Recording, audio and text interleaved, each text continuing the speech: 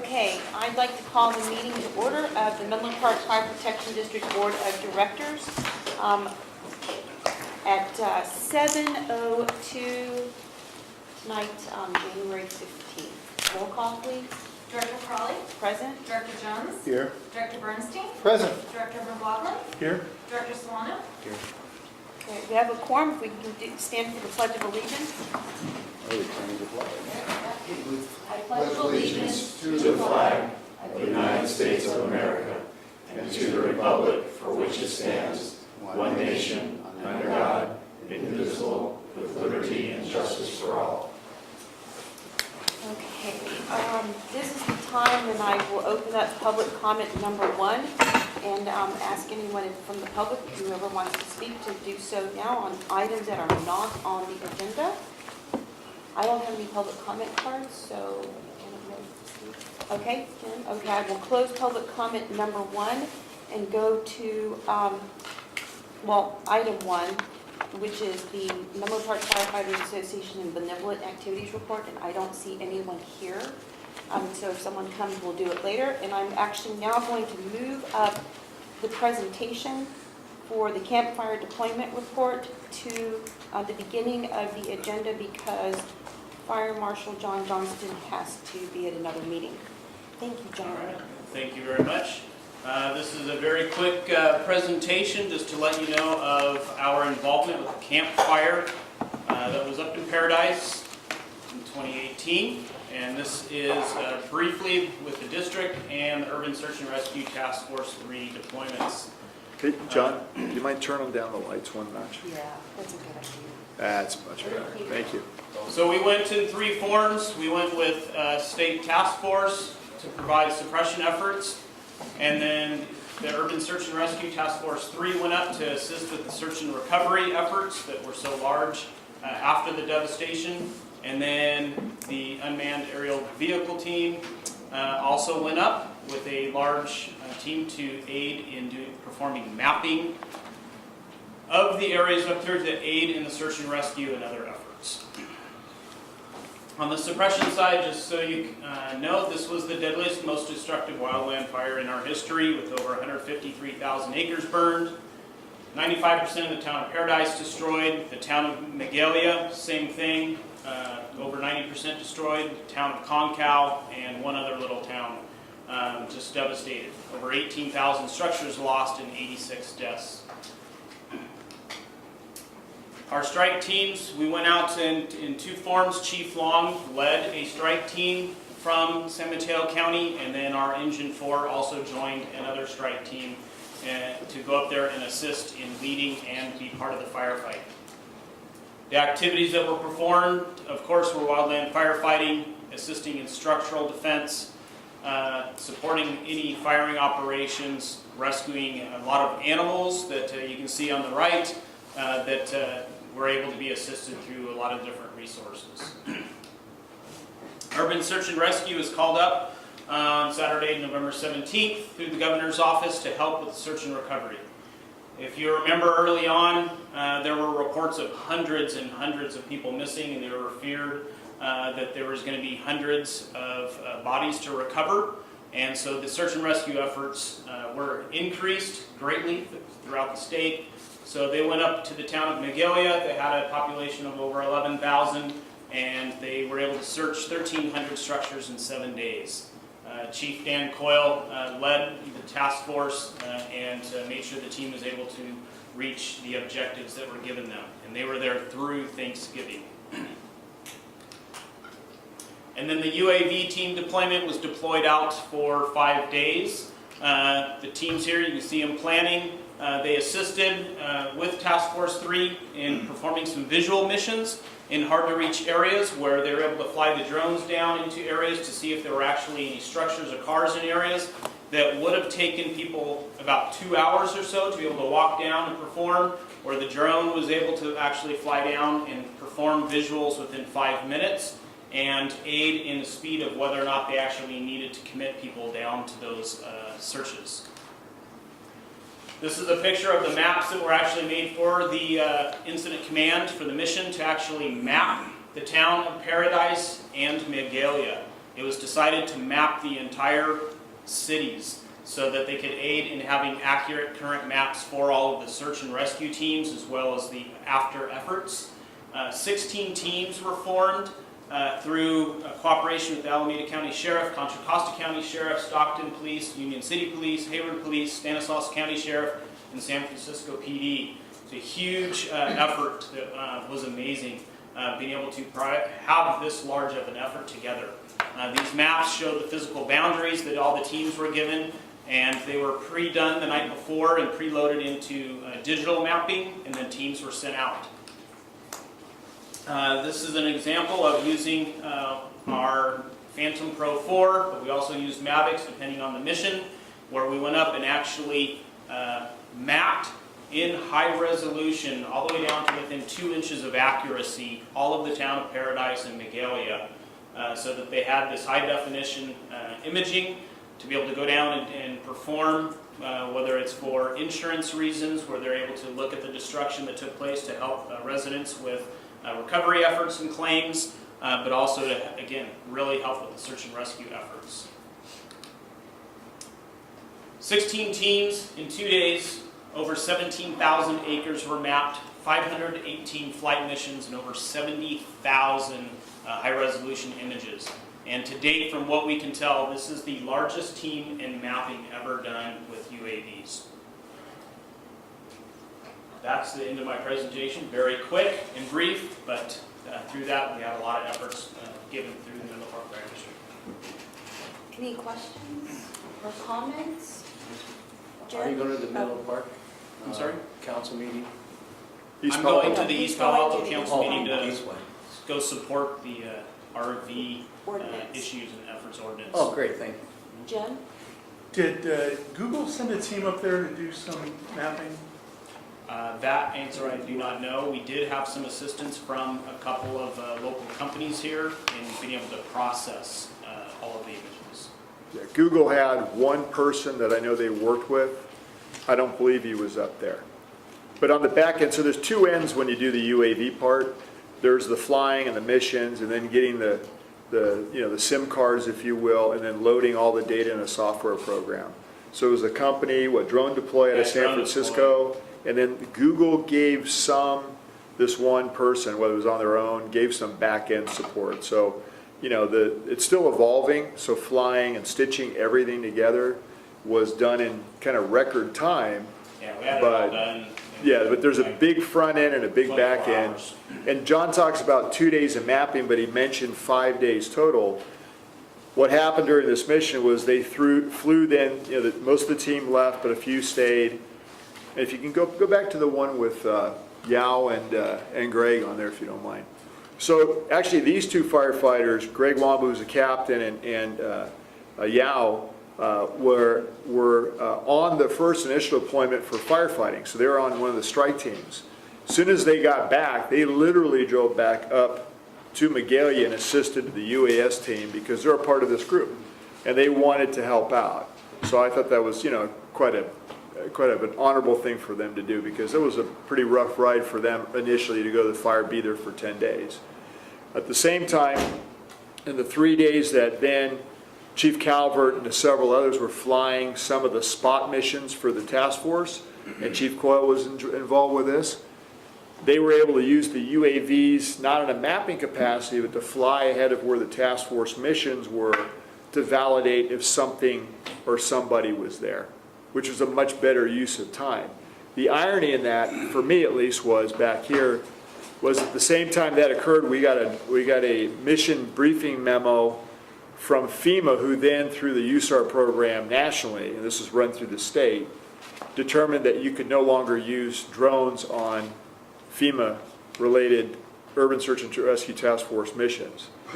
So we've since, it's crazy, we've since petitioned against that. All the teams in the country had a meeting, and everybody agreed that's ridiculous, but never. They offer an explanation for precluding or eliminating? Well, you know how that goes. It's, above somewhere in the heights of FEMA, somebody's made a determination that it's either not necessary or it's a conflict with some other entity or what have you. And we've been authorized to fly on hurricanes already last year.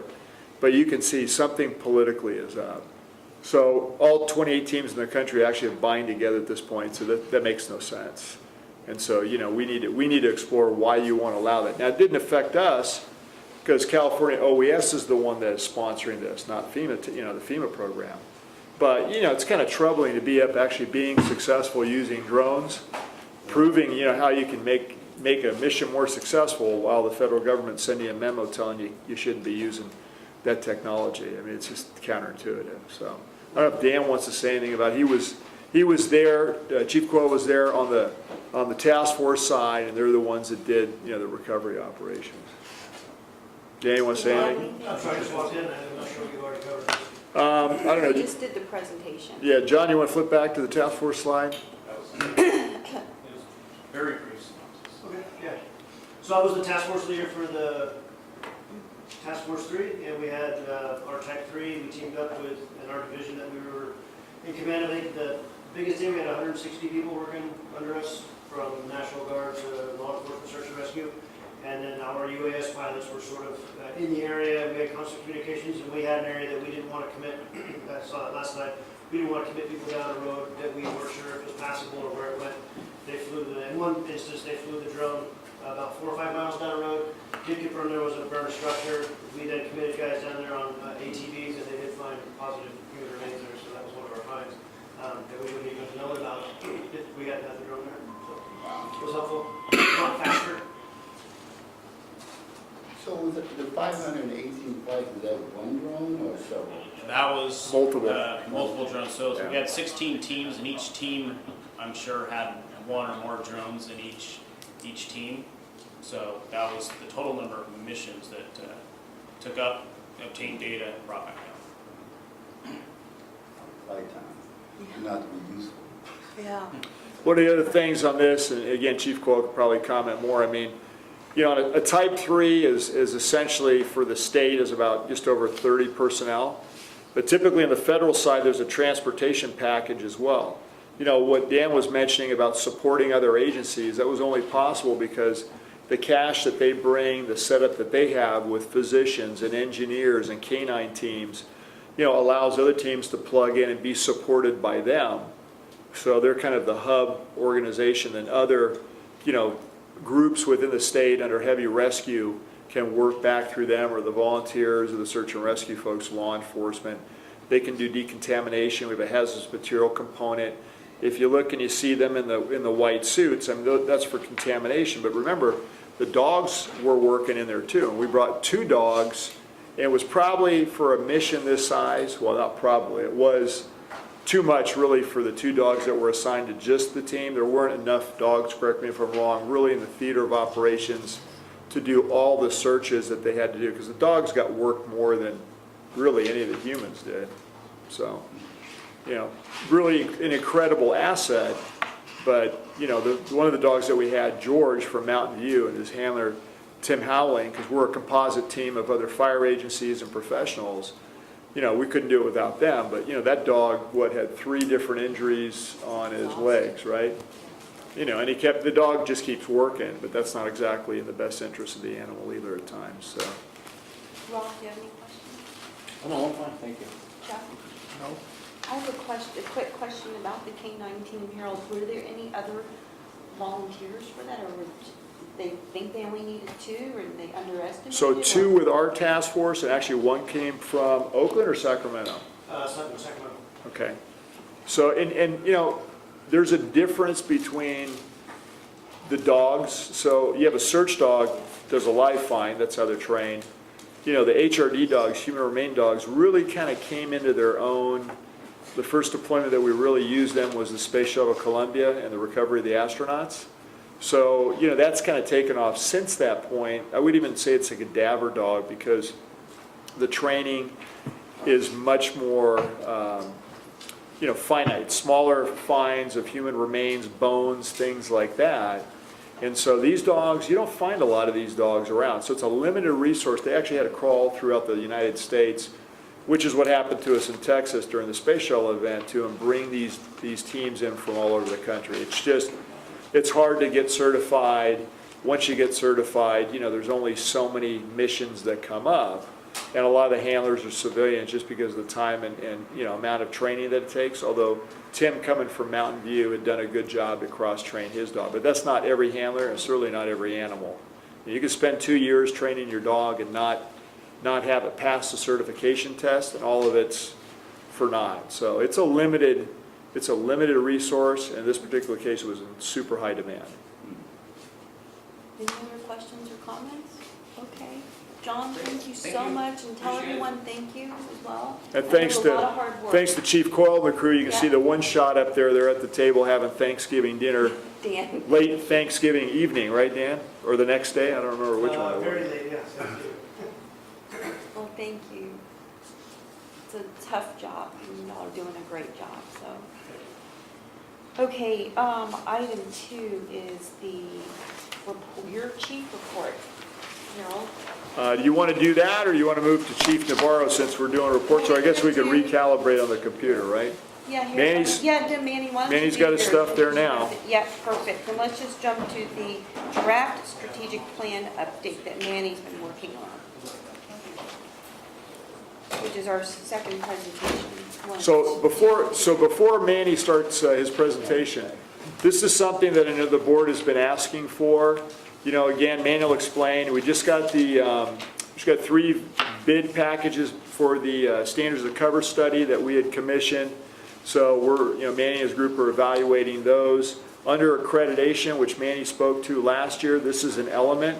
But equally, I know the board is very interested in having a strategic plan. It certainly was one of those things that was called out in the grand jury report. I know a number of you have an interest in making sure this gets done, renewed, that it's correct.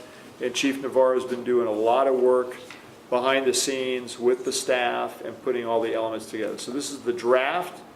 There's obviously more work that needs and could be done, but certainly, I think he's come a long way to get this as a component part of accreditation. I'm not going to say completed, but near completion. So I'll let him take it from there. Thanks, Manny. President Crowley, members of the board, Manuel Navarro, Division Chief, and Port Fire, and your accreditation manager. Chief, as he introduced, we're going to be discussing our strategic plan. We've actually been working on it for well over a year.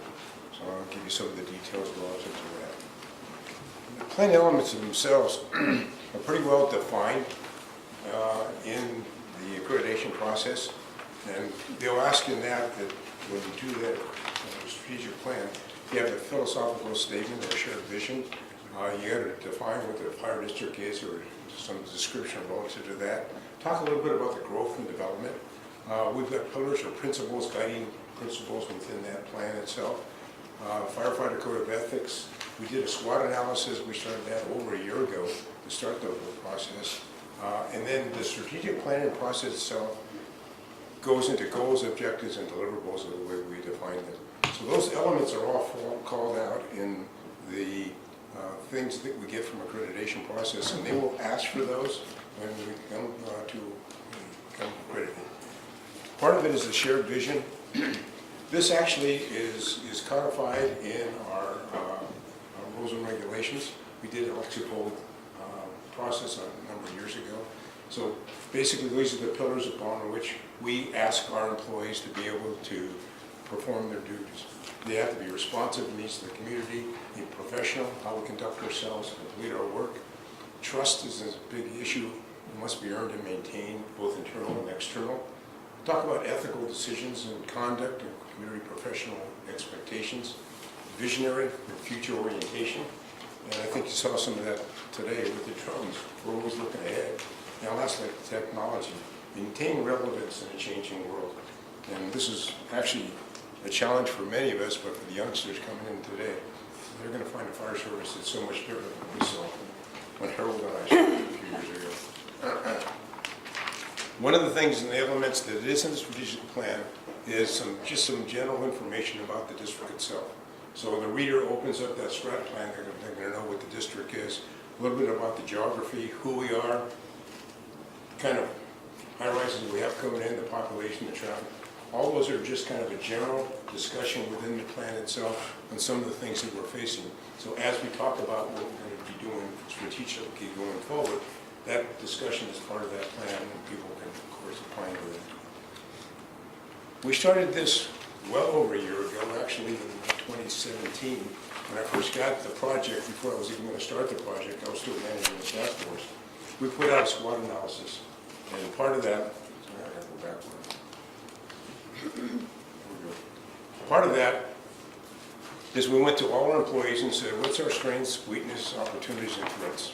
And we codified all that information, and we went through the entire organization to do it. I pulled all that out and bundled it up so it was manageable, went back to them and made sure that what we decided would be those things that we should look at, that there was consensus on that. And then again, some more discussion on it, we find that. We put together a team. The team is actually the senior leadership of the organization, the senior chiefs that are there, to be the principals to develop this. That SWOT analysis was broken down for them and discussed. And from that, we've moved forward to strategic goals. The plan itself, in this draft form right now, there's 9 strategic goals. They were reviewed by the senior chiefs after discussion with the SWOT. Each goal is drafted and presented to the district members for discussion and input. So what we had is when we did that those goals, we went back to the organization, went back to the firefighters themselves, and later back out for them, asking for any discussion on it. One thing we did discuss with the membership is the strategic goals themselves are leadership driven. So we will say this is our strategies going forward, we take our input, but we own those. The deliverables and how we actually get to that is where the rubber meets the road, where those individuals will be doing the work. We open that up for a more broader discussion. Each goal has a number of objectives, and what you'll see when you look at the plan, there's 9 strategic goals. Each one of those goals has a number of objectives under that, and under each one of those objectives basically are deliverables. How do we actually get to that objective to meet that particular goal? The deliverables had to be assigned, and by the cooperative stuff that we have to do with accreditation, they have to be measurable, they have to be objective, they have to be realistic, achievable, and timely. And like Yogi Berra says, you got to be very careful. You don't know where you're going, you may not get there. This is what it looks like. This is just one format of it. The specific, measurable, attainable, realistic, and timely. So under 2.2, specified contract for and have constructed work areas to reduce spread of toxic substances, prevent exposures, and non-emergency work. And one of the things we're going to do under that is research current best practice. It goes to our safety committee. They have to have something that is tangible. They have a research and a report completed, and when we're going to have it done in the first quarter of 2019. All 180 some of those are defined that way. How many do they get? 100 what? This is another one of the, another example. Review health and wellness leads to maintain current best practice. It goes to our EMS manager, research, use costs, instruct ultrasound equipment. One of the things that's out there right now is what's happened with cardiac issues with employees, and ultrasound has been used in some departments. We're going to take a look at that. Our EMS person's going to take a look at that, come back with some recommendations, and we'll go from there. Yes? Who's the safety officer for the district? Say it again? Safety officer for the district. Chief Stevens. Thank you. Yeah. And then they have a committee that has the EMS coordinator on there, and labor has representation on there, as well as, you know, other members of the organization. So there's actually a safety group that meets and addresses any injuries that we have. So it's a division chief level. Correct. Great. Yeah. Thank you. Who manages Stevens it? is our chief safety officers, Brenda. HR, yeah. And HR has basically our workers' comp kind of end of it. And then we've got somebody from facilities and somebody from the fleet, because a lot of our accidents from the fleet. That committee meets on a regular basis. Okay, thank you. This is kind of hard, and that's why I gave you a printout. What I'd like to point out to you is that we've got 9 strategic goals. And if we took the work that we did last week and we did a crosswalk on them, you can see that we discussed at this venue, we should discuss it with the chief from Stu Geary. Yeah, emergency services. Under emergency services, you'll see there's 4 different strategic goals that are there. Utilize NFPA 1500, 1582, etc. Specify, construct, maintain, and quality facilities. Specify, purchase, fabricate quality equipment. develop and implement fire protection programs. Those are all supporting goals to the particular emergency services discussion you had. I want to call your attention, if I can, down here we have fiscal responsibility. There was a large discussion in the room about fiscal responsibility and planning forward. And you'll notice what we highlight, maintain fiscal stability through planning, budgeting, stewardship of public funds to provide the highest quality service. Under that are a number of specific goals. Some of those goals are long-term amortization plans for fleet and for facilities. Those things are all going on now and all being defined on now. So some of the things that you were discussing last week, and I would probably discuss now, we're going to be able to just integrate that into the current work we have. Most of that stuff is there. The same thing in the very bottom, you see communications. One of the issues that was discussed in this room last week was communications. You'll see that the strategic goal for that is disseminate district core values, public education messages, relevant information, relevant public information, utilize a consistent point of contact. So some of that has been addressed, and you can discuss that further with the chief. Again, this is all in draft form. Basically, we've gone through, we got it all the way down to assignments of particular individuals. I've had meetings with many of those individuals to make sure that those deliverables are actionable, they're going to be timely, when can we do it. We had a discussion actually today at 3 o'clock with our EMS manager to take a look at some of the stuff we're there and did a bit of modification. So that's where we are with that. Just for the next steps, basically, and some questions, is we have to finalize the draft. We have to cascade that strategic plan throughout the organization. The plan doesn't work unless everybody has their hands on it at some particular point and can answer those questions. We make modifications as necessary. It's a living document, and like they say, no battle plan survives contact with the enemy. When we start going through this plan, we're going to be taking the modifications as we go along. We're going to break out by quarter the list of deliverables. We're not putting a date, it has to be done by a certain date, we're doing it by quarters. And part of that is our budgetary process too. There are some things where we're going to ask people to look for best practice and come back with recommendations. Those may in fact be a policy issue that goes to the chief. It may be a budget issue that goes all the way up to the board. So we're going to try to establish an ongoing culture of managing the plan or modifications as we move forward. It's a living document. That's quick, but that's what we got. Thank you, Manny. I'll open it up for questions, discussion, chat. I think whomever. Jim? You can soak it in and we can ask Manny later too. I already used up my question. No, Thank you Chief. didn't.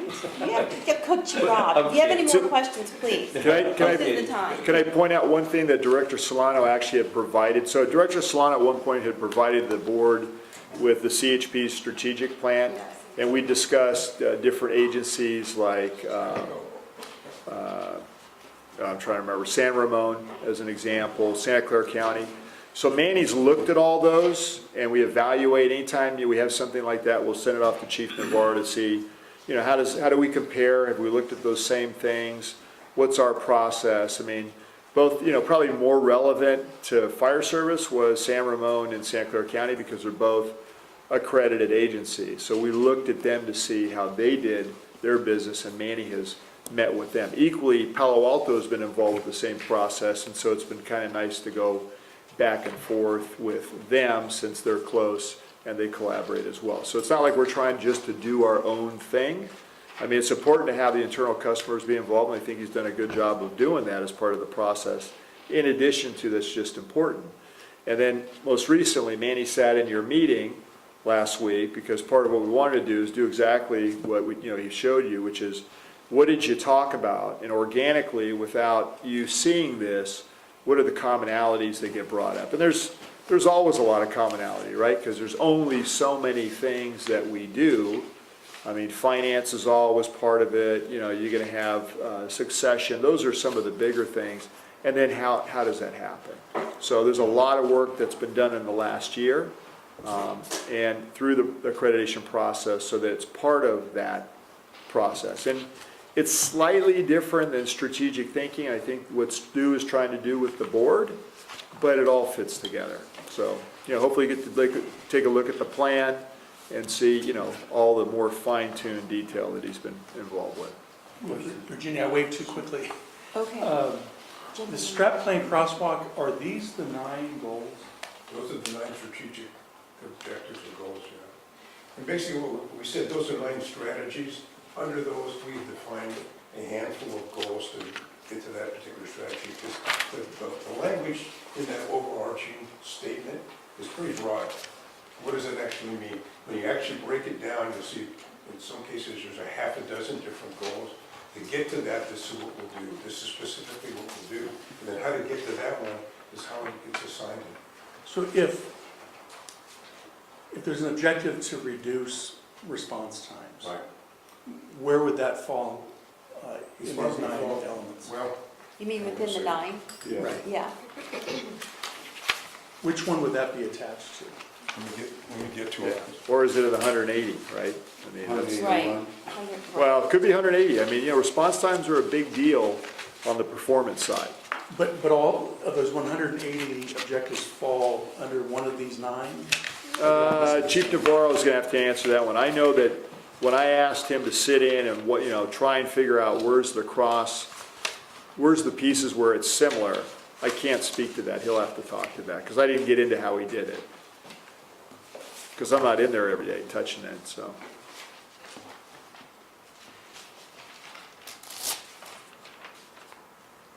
Is it my understanding, based on what we talked about last week, If you look at probably 9, develop and implement fire protection programs in support of emergency first responders to assist business owners, builders, developers, employees, and mitigate impact on life and property. Response times will probably be under that. I can tell you that specifically under the accreditation process, they ask specifically, all the way to the board level, what we establish as benchmarks, and what are you doing about that? So we're going to have to articulate that within the performance indicators that are there. Right now, the board basically has 2, right? 7 minutes for code 3, first response, and then the effective force was 12 minutes. Right. What we're going to do, and we have to do on accreditation, is break that response time down, because there's elements to that. There's dispatch, there's turnout, there's drive time, and to give you your total response time. All of those have to be analyzed under the accreditation process to see how we're doing. And basically, our RFP that's out right now, we're asking for that data on a quarterly and a yearly basis. This is what abstract. Right now, we get a ton of abstract information in, and it takes staff hours to get it done, and we can get it done by somebody like that in the contract. So we've asked basically our consultants to take a look at that and how to get that back to us. I used to get a 1-pager. That's all I used to get as a fire chief on a quarterly basis, and I didn't want to know what the response time was this day, that day, this day. I wanted to know where we were going, where we were training, and if we had some outliers or giving us problems, what we do about it. Because otherwise, you just get buried in data. I'm sure you probably saw the same thing. Yeah. And If that's being Did addressed. you have your own dispatch center in Colorado Springs? No, PD did it. No, the PD did. but it probably wasn't a 25-year-old Grumman CAD that works off an MST, mobile status terminal, where you rely on people to push buttons, right? I mean, most of this stuff now is GPS based, and it's not, the accuracy is in the system, it's not on the human factor, which is if you don't push the button, it doesn't know when you get there. So I mean, we have some challenges both in the software and the CAD that we the computer-aided dispatch system that we have, and then with just that, it forces us to use an old technology outside of radio, saying we're on scene, they got to push a button, and they don't always push a button. Sometimes they push the button and it doesn't work right because the signal doesn't carry. So, part of, I think, Director Bernstein and others, this last year, we've gone through that, as several times. We use 3 different software packages currently to try to get to as close to the time as we can. And it's relatively accurate, but, until they put the new computer-aided dispatch system in the brand new dispatch center that's going to be built, hopefully finished by April, then we'll have an up-to-date system that you can't argue the times anymore. Well, you could, but, you know, if it's GPS-based, it's kind of hard to argue that, so that's what we're looking for. We're digging into it now because the system that's coming on board is a Canadian base. It's actually a PED system, the Verisure Fire that's under it. Yeah. But they brought Deccan on from San Diego. They've got 2 modules in there called Adam and another one's called MUM. That basically gives us some kind of estimates on response times and those things. But we're still going to have to extrapolate out of that the data. You're going to have to be able to dig down through that and see. You know, I'll give you a classic example. We've got growth and development within the district. The chief has articulated that more than one time. What's happening with Facebook? Are we getting more calls, less calls? Is it increasing our workload, and what's it doing to response time? Because when you take a unit there, the next unit then has to respond to the next call. And are we tracking that? And what we found out is that the millennial generation will call 911 and they'll call for everything. We did some data searches a number of years ago, and I told my statisticians, we're getting a lot of people at my age, and there's going to be these baby boomers coming our age, we're going to have a lot of medical emergencies. My statisticians went through all the data, came back and said, Chief, your people don't call. Said, people your age have a problem, they get in the car and go to the hospital. He said, that's not where the call volume is going to be. The call volume is all the youngsters coming up, because they will call for help, and they do it all the time. And so consequently, we're going to be tracking that kinds of things. Yeah. As we get hotels in here, we get those residential properties in there, what's that going to do? Well, we'll be able to bring the patient back. Right. Nursing homes. Yes. We go to them.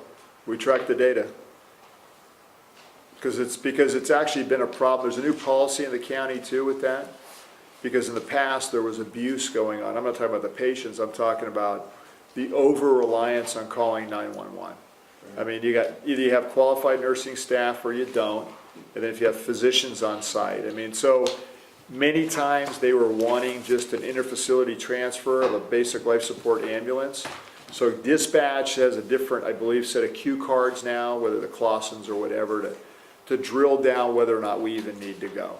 Yeah, because I was talking to Dan on Tuesday about that. Yeah? And I was interested Dan, in, Dan Belvin? Belvin, since he's doing the communication stuff. And other communities actually charge for that service. True, and then I'll give you an example on that, which hopefully resonates. So 795 Willow Road, VA hospital, right, federal facility, and yet the county clinic was put in there, and every day we were going there 1.2 times per day, on average. 1275 credit. Yeah, or 12, another care facility. So, on those where it becomes excessive, abusive, you got to look into it. But then when you start to look into it, you realize, to Manny's point, are we going on the vets or are we going on something else? Well, we were going on the county hospital that was in there. They weren't paying property tax. So essentially, it's not a federal facility. It's masked itself on a federal facility. So should you charge a fee to that, right? Well, we've resolved some of the issues. And by the way, they moved now into District 5. So they're at the border of Redwood City and North Fair Oaks now. So, now we have more true VA calls with vets, not, the methadone program and other things that we were responding to in there. So if I understand what Chief is doing, or what we're trying to do is find a way to evaluate and define what the district's operation is. correct. Through this process. Off of a national accreditation process, so that we're comparing ourselves and evaluating ourselves within a format and process that's being used across the country. So it's professional standards for the fire service. But it also will kind of maybe accentuate those areas, something you just got to mention about the VA. You're going to know your weaknesses too, and your problems. Right, and where the cost centers might be. Right. Yeah, and again, not to get too hung up in accreditation. Accreditation is a vehicle to find out how to make what you're doing I think, more transparent to the community, certainly to you as elected officials. But for us, it's kind of, it's like getting graded, right? I mean, you're going through a process where how do we compare to others, ourselves, and maybe we never even evaluated what we're doing before.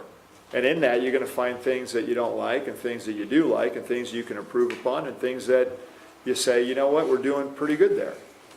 You know, I mean, I'll tell you one of the ones Manny hit on, which is a big issue right now. I mean, the whole cancer presumption issue and firefighters and, you know, people getting sick because of the way in which we've managed our safety equipment and bringing stuff into the firehouse that's toxic. I mean, we're trying to change those practices. I mean, I used to sleep with, as Manny did, with my dirty fire boots next to my bed. We don't do that anymore, you know? In fact, that doesn't even get in the dormitory. It never should get out of the apparatus room. And, you know, there's even new designs in stations where we used to, you know, a door separation was good enough. Now there's a design where you literally go through a first door with a positive pressure hallway, and then by the time that door closes, you can go to the next door, open it, and it doesn't allow any air to get into the firehouse, so you're not tracking in allegedly anything. The fire safety. No, because even that hallway design with, you know, force pressure to push out anything that could follow you in, that's brand new to do that. It's like an airlock in one way, you know? Yeah, we've made so many changes. It's hard at times, like Mandy said, to understand, you know, all the things that we used to do compared to what we do today. Okay, thanks. Any other questions or comments? Okay. Okay, thank you, Manny. Thank you, and good job. Now we'll go back to item number 2, your report. So I know when we have members of the public here, and you have former Director Kennedy here, I know he has an item. I mean, would you like to? Well, we could do that too. Yeah, I mean, I know we're trying to always get people who are here, unless Steve wants to stay for the whole meeting, but I know last time he didn't want to be here the whole time. And Okay. Well, thank you. You're Well, welcome. hold on, so, hold on. I have one on the agenda and another proposed item about, You have a regular item on the agenda, yeah. which is number 12. Yeah, which is, that's your letter of endorsement for nonprofit videos, Yes. right? And then there's a proposed item Yeah, to release to the public the username and password for the Solarcraft That's in the same thing. web no, portal. it's different. Okay, then we'll just, if the board is okay, let's just go to regular item, it would be regular agenda item number 12, since it is from a member of the public, and that is to consider a request from Stephen Kennedy for a letter of endorsement for a nonprofit video for the San Mateo County version of the Cannonball Express.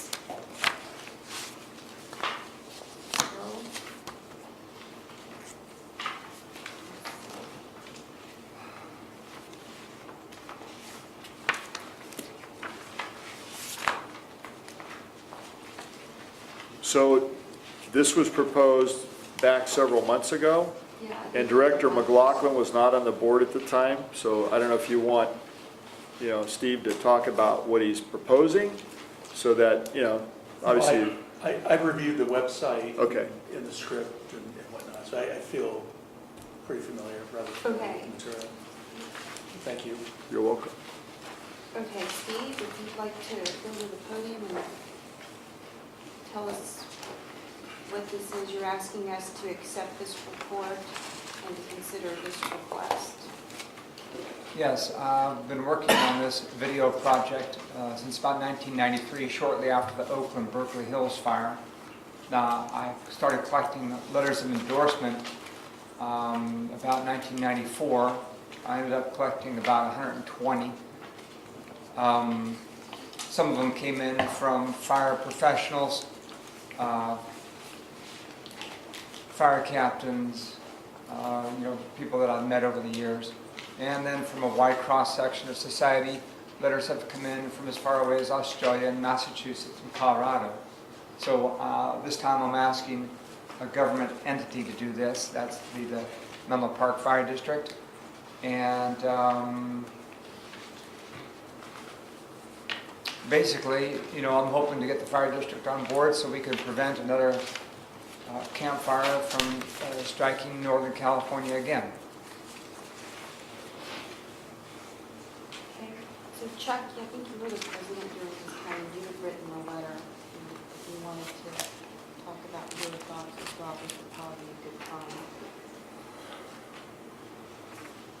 Well, I did not review a video. I'm not familiar with the video at all. I was under the impression that we were being asked to just say that working on, in this case, my understanding was this related to plantings, landscaping, and having kind of fire-resistant, safer fire plants, that was a good thing and that we could say that it was a good thing. But it wasn't an endorsement of a product like saying you should buy this, because I don't have enough knowledge to know that. And I'm not sure that's our function anyway. And so I wrote a draft just to be helpful of a letter that basically said, yes, we applaud efforts to make our communities more fire safe. And that was the extent of what I wrote. And you still feel that way? Yeah, again, it was very narrow. It was just, there was a focus on those kinds of efforts and saying that was a good thing. Yeah. Rob? Chief, What, I mean, did you have a recommendation? Well, the only I know we recommendation, have a fire prevention bureau. Correct. and, the only recommendation I would have is that, you know, we typically have not done individual endorsements in the past. It's an agency, and we're not necessarily the, in my opinion, the best agency. Fire Safe San Mateo County is probably the most involved entity that we go through, that we deal with. That's probably more involved with these types of efforts, not only within the county, but certainly, you know, with multiple different agencies. So I'm not trying to divert it, but I mean, at the end of the day, we're probably not the most appropriate organization because we have a minimal threat, whereas the Fire Safe group for the county is the one that is kind of the go-to. We go to their meetings, you know, we work with them. We don't take advantage of all the services they have because we're not a Woodside, or we're not a CAL FIRE, we're not a Half Moon Bay, Coastside that has the same threat, so to speak. President Burstein, may I respond to this? respond to his Harold's old comments? letter? Oh, Harold's comment, okay, Yeah. sure. No, I asked for his Or- recommendation. Yeah, so who do you want to respond to? Well, Can we finish the question first? Yeah, well, yeah, No, but- it's a hot. okay, then Jim and then Robert, unless Rob's done. I just have one more. Oh, yeah, go ahead, No, sorry, no, I didn't mean to Just to interrupt. continue what Harold said, do you know any fire agency that has sponsored this individually, like Woodside Fire, within our county? Not to my knowledge. I mean, Steve would know, it's his, you know, it's Has there been really, any other fire agency that has sponsored something like? what you- Woodside Fire Department is my next stop. I've been in touch with. No, I mean, Denise. have there been other fire agencies No. that have I mean, sponsored? I know you guys, I know this district, that's why I'm here. I started this project going to the San Mateo County Fire Safe Committee. I talked to Dave Soho there back in 1993. They wanted to create a video. They looked at my concept. They found flaws with it. They went on to make a video called Bear Facts. It came out shortly before the Mountain Vision fire of 1995. And they literally put Smokey the Bear in drag. I kid you not, they did. And so it was not an effective fire prevention piece because it was designed for 5-year-old homeowners, and there are no 5-year-old homeowners. That's all I have, thank you for your. Thanks, Jim. So, You know, I just want to say, after reviewing it, again, I think the goal is very worthy, and I applaud your efforts to try to bring attention to this effort, but I think for us to endorse a project like this would be tantamount to bringing it in and incorporating it into our public relations or public affairs program, and I don't think it's compatible. I don't think it's beyond our focus, especially if it's a county-wide effort.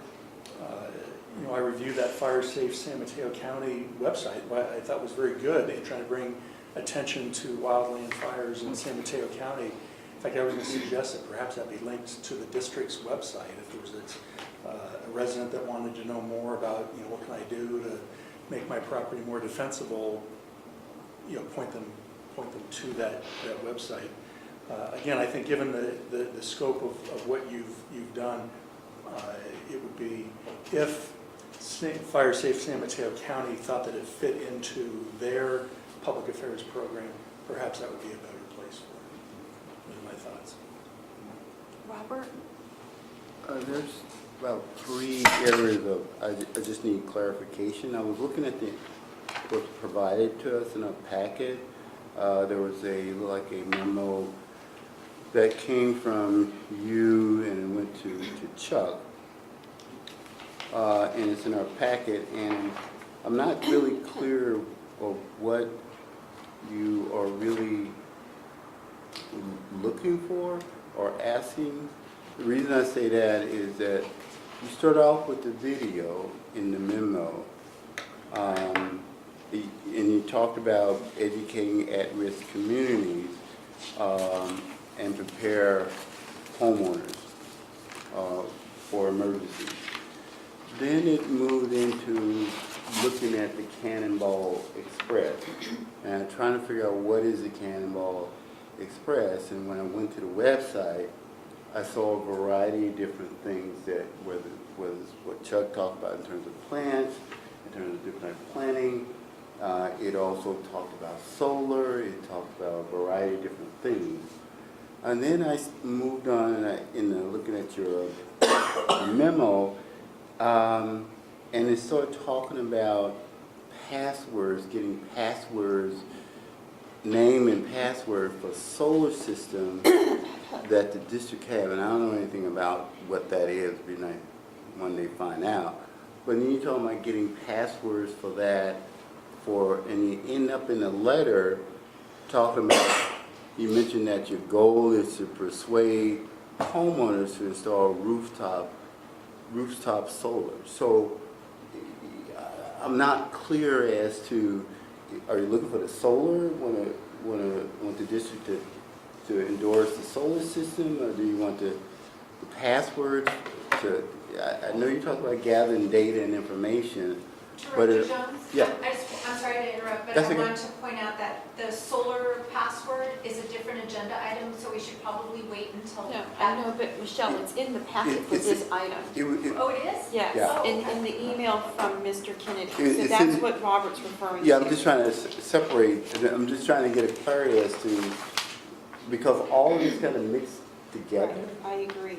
And I'm just trying to pull it apart as to really what the intent, because what I see here right now that's mixing in this memo is kind of something that I'm not sure we have policy at this point about or on in terms of endorsing solar systems. I haven't heard of any. If that's what you're looking for, or if you're just looking for to endorse the different planting and on a video. Why am I frustrated? What? Hold on, can Director Jones finish his, you're coming here to ask I'm us for done. something. I'm done. Okay. Robert, Bill? I'm done. Okay, Steve, you wanted to comment? Yes. Without clouding the waters, I want to make abundantly clear that I asked for an endorsement of the Cannonball Express adult homeowner version and or the student version, okay? And I made abundantly clear that I would provide the student version upon request, okay? I've been in touch with my webmaster, and the student version should be up there as I speak. If not, should be up tomorrow, okay? The student version, which I finished writing about a month ago, has a main character, a pre-adolescent girl by the name of Ingrid, who goes out and buys a drone, okay? So if you're looking for the feds to give you the green light to use drones, you could use a little bit of public relations in the use of drones, okay? So I have two versions of my video. I wrote a second version because my #1 funding source, okay, through the State Fish and Game Code, section 13103A, now states that funding is available for conservation-related environmental education videos only for students K through 12. So they turned down an opportunity to fund the adult homeowner version, so I wrote a student version. And I'm asking today for endorsement of either or both versions of this video. The first one, had I been able to get it funded and in circulation, and cablecast and webcast and podcasted and all that, could have done much to mitigate the campfire that wiped out Paradise. Could have done much to prepare for, and mitigate the wine country fires of last year, okay? The goal of the student version is to, persuade kids to enter the training and education pipeline for the jobs of tomorrow that will help us prepare for these monster fires that are exacerbated by climate change. So, you know, one man has looked at the website, okay? The website is being upgraded as I speak. I'd like to continue this discussion at next month's meeting and have you look at both versions of the script. Because to create a video like this, a public-private partnership, is not something that government entities have succeeded in doing before. They can't create something like this that's innovative, that's new. Like I said, I started in 1993 in discussions with the San Mateo County Fire Safe Committee. And the Fire Chiefs Association, you know, they really don't want to partner with the green community. But in a changing climate, with the fuel loads we have in our wildlands and the population growth we have, this is something we must do. Rob? You know, not being a firefighter professional, I have to rely on the chief and his senior staff in order for a recommendation. If he said that, you know, that this isn't a place for us as a fire agency, not only our fire agency, but other fire agencies within the county or the state haven't created a program like this, but there are other avenues for Mr. Kennedy to go to in order to present his program. Yeah, as Director McLaughlin said, because he looked it up as well, I mean, Fire Safe San Mateo County is where we go and we participate. We're not necessarily, I mean, we're a member, but our threat is not the same as a Woodside, I mean, you know, again, our vertical threat, the amount of vegetation that we have, we're an urbanized area outside of several pockets. So for them, they have the chipper program, they have the, you know, they have the con crews that come up and do the clearing, they'll do burns, they'll do other Who would be things. our representative? Would be our fire marshal's office that would be the representative to that group? Yeah, John goes there sometimes, sometimes we attend the annual event that they have where they present to us. But you know, that's where I've seen this more is when we would go over to Coastside and they were directly involved with them on a monthly basis. Because that's their risk, right? It's not necessarily our I'm a risk. little confused, but I think I get the gist of it, but that's why I'm relying on the Chief Virginia and his staff in order for. Yeah, and I'm not saying it's not a bad thing. Oh, no, I'm not. It's whether it's the fit, I think as Director McLaughlin looked at it too, you know, again, we're not exactly that entity. I mean, for example, we don't have a Type 3 fire unit, which is an off-road, four-wheel drive vehicle. We don't need one. because that's not any type of terrain that we have in the district. No, take your time, I'm just, No, I think I have enough information. Thank you. any other comments? But I agree with, yes. And, you know, you could say the same thing, Harold, about the Novato Fire District being mostly suburban. But they sent a crew to the Cedar Fire back in 2002, 2003. And they had one man killed, they had a burn over, they toasted their engine. Rucker was killed, McDonald was severely burned. McDonald took, what, $1.5 million in health care? Yeah, I don't know that. Burns to his lungs, plastic surgeries, all that. And two guys, the two youngest guys in the crew who could run, had minor burns, okay? You send a crew to Paradise, okay? We weren't there for an initial attack, but we are there on those big brush fires in Northern California and Southern California. And it's to our advantage to make sure that there's better fire safety videos out there, that there's students in the pipeline who'll come work for this district being aware of this kind of conflagration. It costs nothing to endorse this video. I can't sell it. Well, that's For not any kind of totally, profit. that's not totally true, Steve. And What? I don't agree, I mean, maybe it doesn't cost money, but it does, there are intangible costs.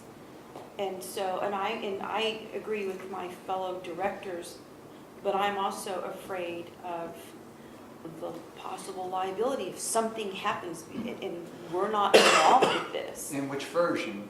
I don't know, I haven't seen any version, I actually haven't looked at your version, but, I mean, I'm not saying that we shouldn't, that we shouldn't, you know, say, oh yeah, you're doing a great job, which, yeah, you are, but I just feel like this is what Chuck said, it's a very narrow thing, and I think you should continue your good work, but I don't think You know- that the cost is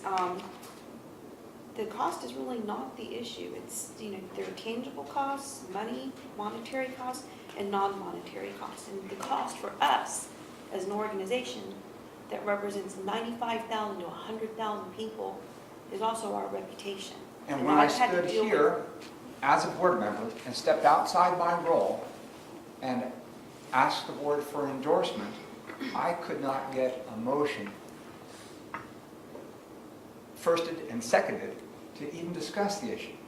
So this is 20 years of progress that you're in fact willing to discuss the issue, you know, even if only one person out of 5 has even looked at my website, seen the video clips of the adult homeowner version, and maybe looked at the chronology, okay? That's progress. It's 20 years of our hard work on my part to get you just to discuss it, even without having done your homework. It's progress. I'm just hoping you'll take an extra step and approve this letter of endorsement that Director Bernstein has written. Well, Can I be clear here? I misunderstood what your request was. I thought you wanted us to say, good work, we're endorsing your effort. I didn't realize it was a product endorsement. I don't think this, well, let me finish, please. I don't think we're in the business, or should be in the business, of endorsing any products, really, and I don't think we, I don't know. I haven't been here very long, I mean, but for a little over 5 years, and we, as far as I know, we've never endorsed a product, so I didn't realize it was an endorsement of an actual It's a thing. message, a public service message. But I'm just saying, and certainly without having seen something, I don't think it's possible to endorse something. So Well, I didn't take your letter as an endorsement of a product. I FYI. didn't write it as an Right. endorsement of a No, product. it's written as a generally helpful. Thank you for your effort. Yeah, but I'm not sure, the word endorsement could mean lots of things to Yes. different people. But to say this is a product endorsed by the Menlo Park Fire Protection District, I don't think that's our, There's a certain liability that goes along. Well, that's what I'm saying. it could be, but yeah, but it's just not our That's what mission I'm in any saying, case. And yeah. certainly the board isn't expert enough to know what's a good product or not a good product. I think, yeah, I applaud the efforts. I think certainly our communities here, Atherton is talking about its canopy and what kind of plantings are there, and they're even talking about cutting down certain kinds of trees, non-native trees that are fire hazard. I mean, there's all kinds of discussion of plantings. And I think I endorse any educational effort in that regard. But I think for a product endorsement, that's not something that we're doing at this point. Certainly sight unseen. Okay, any last comments? Because if not, then... This script is not written in stone. Comments and criticisms are always welcome on either version. Okay.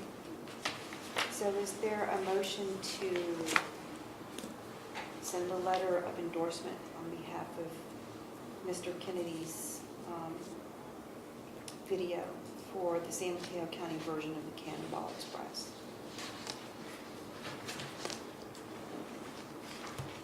Okay, there is no motion, so that means that we will not at this time endorse this video. We move on to item 19, which is your other item, your proposed agenda item. Well, it's not, there's nothing in the... So typically that would then go on your agenda, but if you would... Yeah, but if we don't want to move it forward onto the next agenda, So- it does not have to. Right, can I make a Yeah. comment? Because I Yes. think hopefully this will, address, Steve's concerns and issues, and then also, not have to make it come back or make Steve have to come back for this item. So I actually talked to John Hitchcock. What former Director Kennedy is looking for is access to a system. I don't think we want to give access to any system that we have. However, he could request through a PRA the data.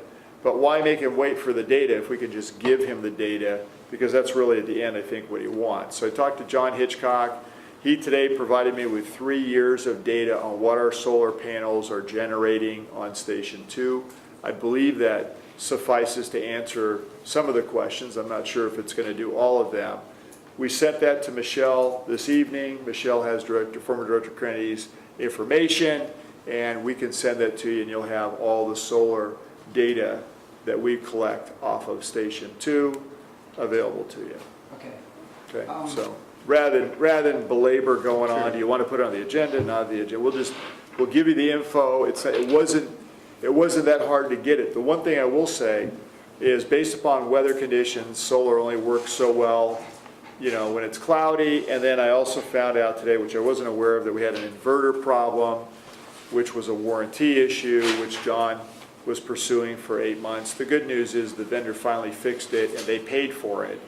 But the bad news is during that period of time, it wasn't generating the amount of solar energy that it should have, or capturing that, because there was a problem with the panels. So I didn't know that, but they've got it fixed. That's a problem with solar, when things don't work, but it's functional again. You'll see that probably in the numbers. So. Okay. Steve? I'm being promised a pig in a poke here. I've got data before through a Public Records Act. It was PG&E records. And it was hard to make heads or tail out of this. And it certainly wasn't any kind of fodder for creating a newspaper article that would encourage homeowners in East Palo Alto to go solar. So I'm not looking for a single paper document through a Public Records Act request. I'm looking for a continuously streaming dashboard that shows me how the system responds to the moving shadow of the antenna mast, to a cloudy day with overcast skies, to a very cold, crisp, clear day when solar performance goes into overdrive. I'm looking to see how the system responds to varying insolation and climate conditions. So it's only by getting a username and password lets me view that solar dashboard. I'm not asking, to go in and muck with your code or anything, okay? I'm not looking to do any hacking here. I just want to see the solar dashboard so I can get an intuitive sense of how the system responds over the course of the next 2 months before I submit my article, and give the fire district, kudos for making a wise investment of the taxpayers' dollars. Excuse me. Rob? Chief, in order for him to get a password, username and password, does he go into our intranet system in order to retrieve it? What system does he go into? I don't know how it works, to be honest No, with you. but it's still part of our computer system, Yeah, it right? would be going into Solarcrafts. Please. You know, Director, I have to get back to you because I know Please, yeah, one okay. thing, we don't typically offer access or passwords Well, that's to what I'm anything. asking. I'm asking And, for, and I understand I now understand better what, I don't you want know, anybody Steve's going looking into for. our intranet IT. or having accessibility to a username or password. So I'm a no vote. Jim? I think the issues here are pretty clear. Mr. Kennedy's entitled to the data. Right. He can communicate with the staff to detail what it is that he wants and how he wants it. And if it can be accommodated, it's pretty clear that you provide it. But access to a system under our control, I think it falls well outside of the Public Records Act. I might have a solution for you outside of all this. I'll talk to you about it in a second. Robert, any comment? Chuck? So I have a comment, and I agree with Rob and Jim. I think it would be absolutely irresponsible for a public agency to give any public release of any password-protected access to anything. I'm sorry, Steve, I mean, where do you draw the line in terms of who gets what? And we're a public safety agency, and a lot of the information we have is, I mean, forget the internal information, the personnel and staff, but even the external information, like patients or, you know, people who. Let me reframe my request. No, it didn't, no, because you're asking for public access to this. I would like to You just said modify my public request. release. Your thing is consider the public release, right? So if you can modify it, but I'm going to ask the board whether or not, because I think the chief has already offered you 3 years of data, okay? And so what the board is being asked to do is whether or not we want to place this on a future agenda item, as an agenda item. So if you don't want to do that, then let's make a motion. Someone should make a motion not to move forward with putting this on a future agenda. Is there a motion for that? I'll make a motion for Well, that. Virginia, normally you don't make a motion to not do something. I think if there's no motion, Well, what we're trying to do, and I Yes, you understand where can make a Virginia- motion not to do something. You want to help because- them, Tim? It's, I think in this instance, So if I do basically, nothing, does- what the board is being asked is if they want to put this on a future agenda or so. So I do think that, given the circumstances, Yes. clarity is of very- where the board stands is That's probably fine. the best. I agree, the that's best, why I'm at, I yeah. mean, yes, I agree with you, Okay. Chuck, but this is a very unique situation where we have a member of the public, per our board policies and procedures, has put on our agenda as a proposed, this current agenda for a proposed future agenda item on a future agenda. So that's think why through I want to be chair- very clear. Through Chair, there's a motion, Well, yeah, Rob, Rob made a motion and I'll second it. can you repeat your motion for Michelle? Are you ready? I'm ready. Okay.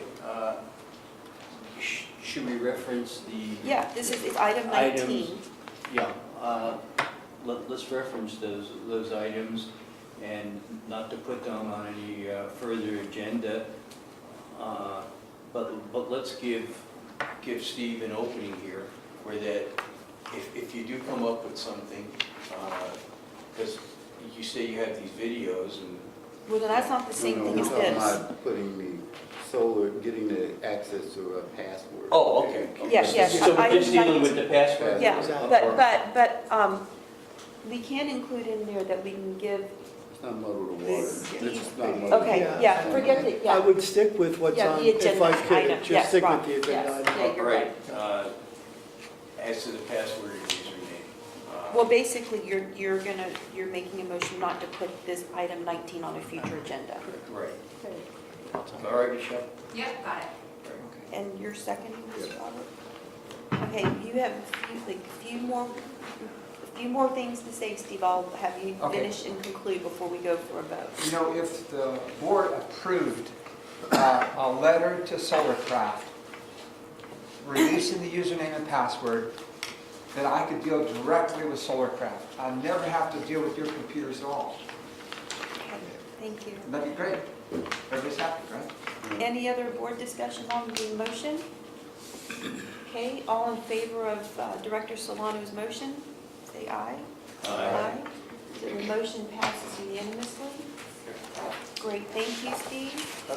Chuck? Can I request that item 19 come back to at the end, just in case there are other items? 19? We haven't finished with 19 yet? No, we are. No, that's the only one there, but this is the time when other directors can put things other on. items, yes, yeah, we can do that, yes. Put what? Well, if other directors want to put future agenda items onto another agenda, then we would do that. Yeah, notwithstanding this particular and 3 specific years on item. a monthly basis. Yeah, of the thank you, total Chuck. that the Okay, council put. so I don't know, whatever John said. so Harold, do you want to wait and do your thing during the regular agenda period and we can? I'm ready now, if you Okay. want to, I mean, it's the Then door. let's do, well, I've been nice, I let everybody go in front of you no, today. you have been, but, okay. So, I mean, out of the sake of time and efficiency, I mean, pretty much the first part of this report goes to activities and events, and, thanking the board for their participation in different events. In terms of coming up this month, and as I mentioned earlier when Chief Navarro did his presentation, we did receive back 3 bids for the standards of cover RFP, and you see the companies that are there that have said that they're interested. One of them is Citygate, who traditionally has done a lot of our work. We have not awarded the bid, and you would obviously have come back before the board in terms of, your ratification of that, so just to let you know. It is scheduled, we're trying to get it done by February. Do we have to accept a low bid on that, or can we take any of them? Well, Tim? I think that was for what's the term in your bidding, unique services? Right. Wasn't that how it was described? Yeah. So when, in other words, when, and I may not be using the precise word, but when Right. it's a unique product or service, you don't have to automatically take the low bid. You can consider other factors. I think that's how the Yeah. bid went out in this instance, and so it's, and Captain. That doesn't mean they wouldn't challenge it. Well, yeah. they wouldn't have really a basis for challenging it, but it's just that you're allowed to consider the whole of the bid and all the factors in making your decision, not just the cost. The cost is a factor, for sure. But So staff will come back with a proposal based upon their evaluation of the 3 different bids. You obviously get to look at the bids, the proposals, the write-up from staff on why they would select one vendor over another. I haven't seen it, I know they're working on it, and I know we had 3 companies that made it by the deadline. I think we had 7 to 9 that they sent it out to, so. And the 3 that have bid it are pretty well known out there. I'm not familiar with Dark Horse, it's kind of a funny name. ESCI I'm familiar with, and Citygate obviously I'm very familiar with, as are you, so. The town of Atherton has the joint meeting with the fire board on the 22nd. I know Carrie's here, and those are the 3 items that we have on there. I did meet with the chief, the police chief, yesterday for lunch. We talked about not so much this list, but just other things that we have, going on together, specifically, the alarm notification system and so forth. He did attend with Commander Wade the Truck 2 dedication, which was nice, and continues to be just a good partner to a lot of different events we have, and equally we support, APD anytime that we can reciprocate. We have a good working relationship in the field, which is obviously important to me, and I think important to the district too, which is a good thing. Dedication ceremonies, holiday education, Burns, thanks to directors that made that. The service awards, the presentation for Director Carpenter, Director Bernstein, others. I think those were all, great events that we were all fortunate enough to be involved with at the end of the year, beginning of the year. Employment opportunities, Brenda's here. I don't know if she's got an update on any of this. I didn't ask her to give me an update, so I don't want to just make it like I'm surprising her. But, a number of different offerings out there for employment opportunities. And we do have, I think the one inaccuracy, I have 5 candidates accept the conditional job offers, We were going to extend 6, and I understand the 6 now is accepted as well for the position of firefighter or firefighter paramedic, depending upon what they have. The number of applicants for the S&T spot, we've launched it over the holidays. I wasn't too thrilled that it was so limited, and I believe we maybe have more now 2 than 7. Yeah, so we left it open for a bit longer just because over the holidays I don't think a lot of people got to see it. And then for the position that we have, the public service assistant, for the Facebook position that would work with Facebook, we had a total of 28, but that hasn't closed yet, so I'm not sure again what it's up to, but I'm sure it's more than that. And then for the fire inspector spot, Chief Johnson would tell you we have, and it's closed, 40 applicants for the position of fire inspector. We're going to add 1 immediately, and then as Lindsay, who has already announced that she's going to be leaving sometime in March, leaves, then we'll have a second inspector in there that will come on board. Hopefully we get some good candidates in the 40 that we're looking at. And one of the things, if you look at my goals in there, as you all had asked me, and for Director McLaughlin as well, can we run a 5-day fire prevention counter? And the answer is yes. Once John in fact, he and I met today for lunch. Once John trains both those inspectors, and we get through that phase, then later on this year, and he'll give me a time frame, then we'll go ahead and open up for Friday. His only challenge there is within the ASME agreement, there may be some language that we have to do some meet and conferring on, but we'll certainly be able to do that in advance of trying to make this a 5-day shop. And then equally, I know Brenna and HR, you guys are working on being there for Monday through Friday as well. So making some changes so that people are in there, because that's the payroll function as well. So we're working towards that goal is the bottom line. Outside of that, the Shake Alert, you saw it on my goals there. That hopefully should be online shortly. And then, it goes into the facilities priorities, which are my goals as well. And without kind of wasting time on that, the other changes under fleet that are coming up is we did receive the 2 engines from Pierce, so those are here being worked on currently. Those will go to stations 4 and 5. The heavy rescue should be done by April, and the M-Star unit, I probably gave it too much credence. We're probably looking at middle of March at this point to get everything going. And then the goals that I have in here, I tried to start out this year with events that we were going to have.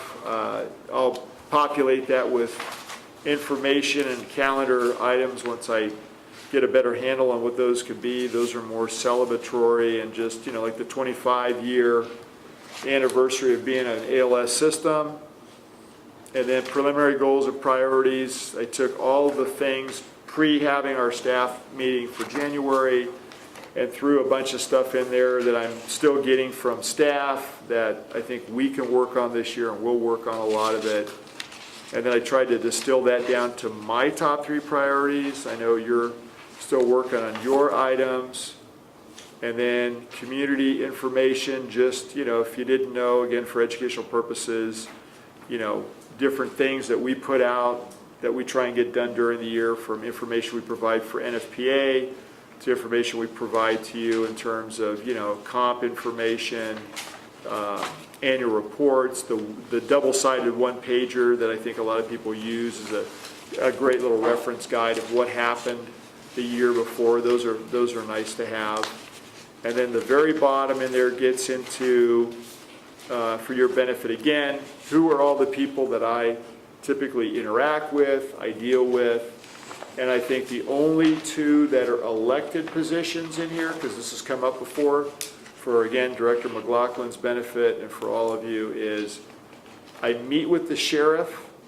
I know he's an elected position, but because he's law enforcement and the city police agencies, are appointments by the city manager or the CHP, who I meet with, and the coroner equally is also as a elected position. Those are the only ones that you typically don't meet with, because those are more operationally functional meetings where we discuss, things related to how we work together in the field. For example, Chief Bolanos and I are meeting in February.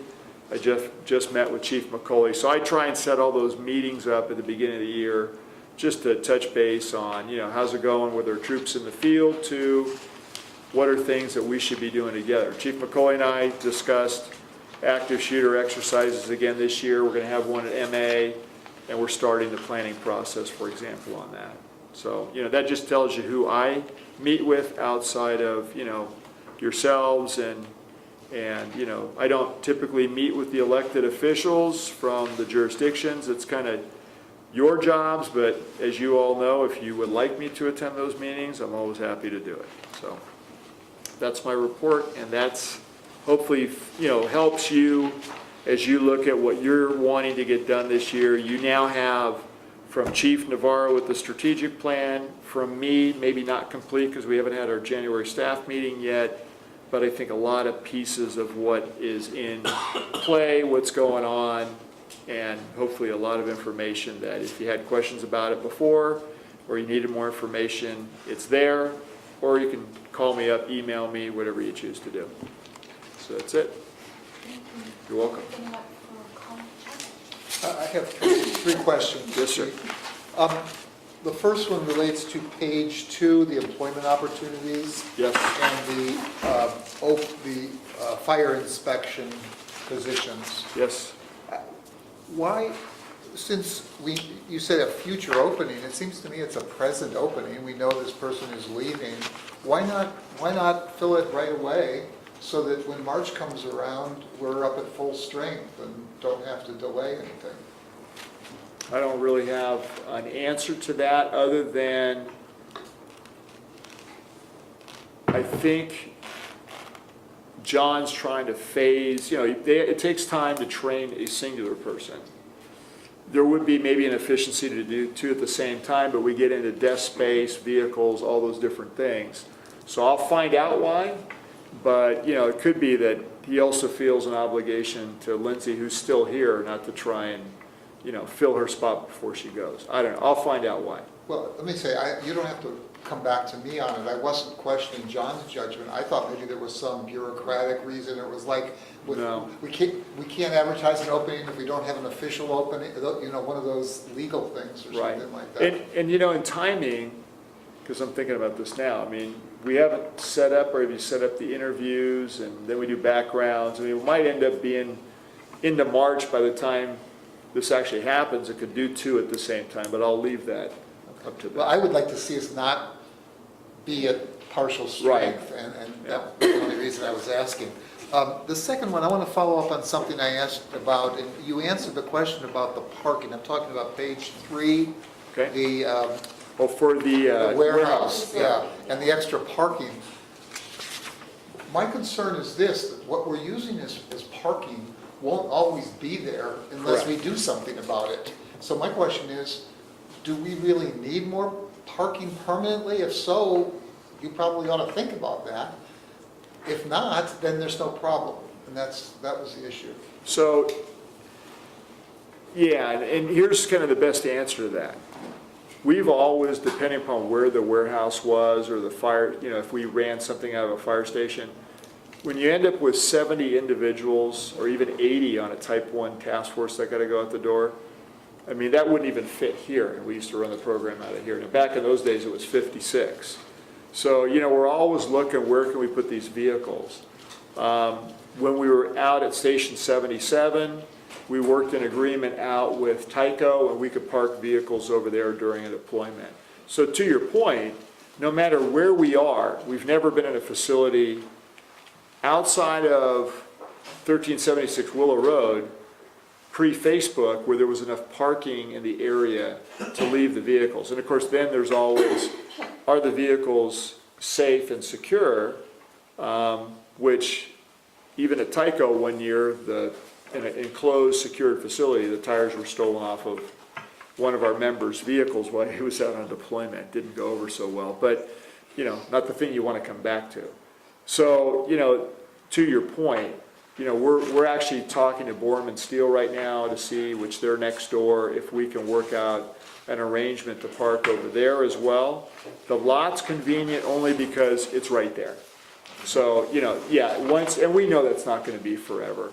And so, they're already working on other arrangements with other entities to have parking, whether we gotta shuttle people back and forth from somewhere to leave their vehicles where it's relatively secure to do that.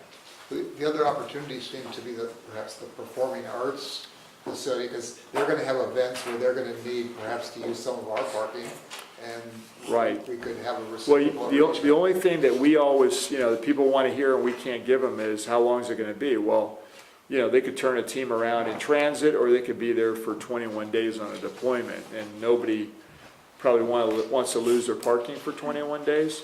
So, again, right now, Borman Steel looks pretty good, only because if you go by their lot, they park vehicles for some of the auto dealerships in their side lot. So they actually have new vehicles that sit in their side lot. That's one of the reasons we asked them, because it's not always full. The third question I had related to page 4. Chuck, I'm sorry. I had questions about item 2. Please. Perhaps we Yeah, can go, discuss yeah, that. piggyback. Is this meant to be a temporary acquisition of parking, driven by a particular construction project, or is it to be for the duration of its availability? Well, I can tell you, it's meant to be temporary. I mean, we'd love for it to go as long as we can make it happen, but, let's face it, at some point, things are on the move in East Palo Alto. I mean, not only the property value is going up, but the desirability, the buildability, the opportunity to do that is going up. Initially, we asked, is there a chance to purchase this property in the future? There was some dialogue, there's a non-commitment there, but realistically, they have plans, I think, at some point to either sell it or do something community-related with it. I think, I'm not going to answer for them, but I'll just tell you the struggle that they had. I think some of the directors who attended their grand opening, I mean, the cost of building the building went up $5 million, $5 to $6 million. They weren't anticipating that, so it took a little longer to generate the revenue. They got hit with the city asking them to contribute to Cooley Landing to the tune of $250,000. They did that. So, I think at that moment, were probably more vulnerable to say we would sell it. But in the meantime now, I don't think there's any long. More like, can I understand that it would be, you would want it for as long as it was available? Absolutely. I guess my concern there is, I don't know how many deployments in a typical year, 2, 3, 4, and again, I don't know what the expense is to rent this property, but. Hopefully 0. So really, I think right now it's more of, because we've been a good partner with them and sharing and helping them out, I don't think they're looking for money as much as they're trying to be helpful, and we're trying to, work with them. So, because there's I'll be inconvenience. anxious to see what the agreement looks like. Yeah, which we have. So I know you missed it, but that will be, well, it will come back through you once we can ratify it, so. Chuck, third question. Yeah, just on the fleet services on page 4 with the new M-Star vehicle. I'm not, this is just a curiosity. I saw that driving around back in December on the street one day, but why does it take so long to get it ready? What do we do to it or whatever? So when they get here, sometimes they have to go in for the Code 3 lighting package, so the red lights and siren.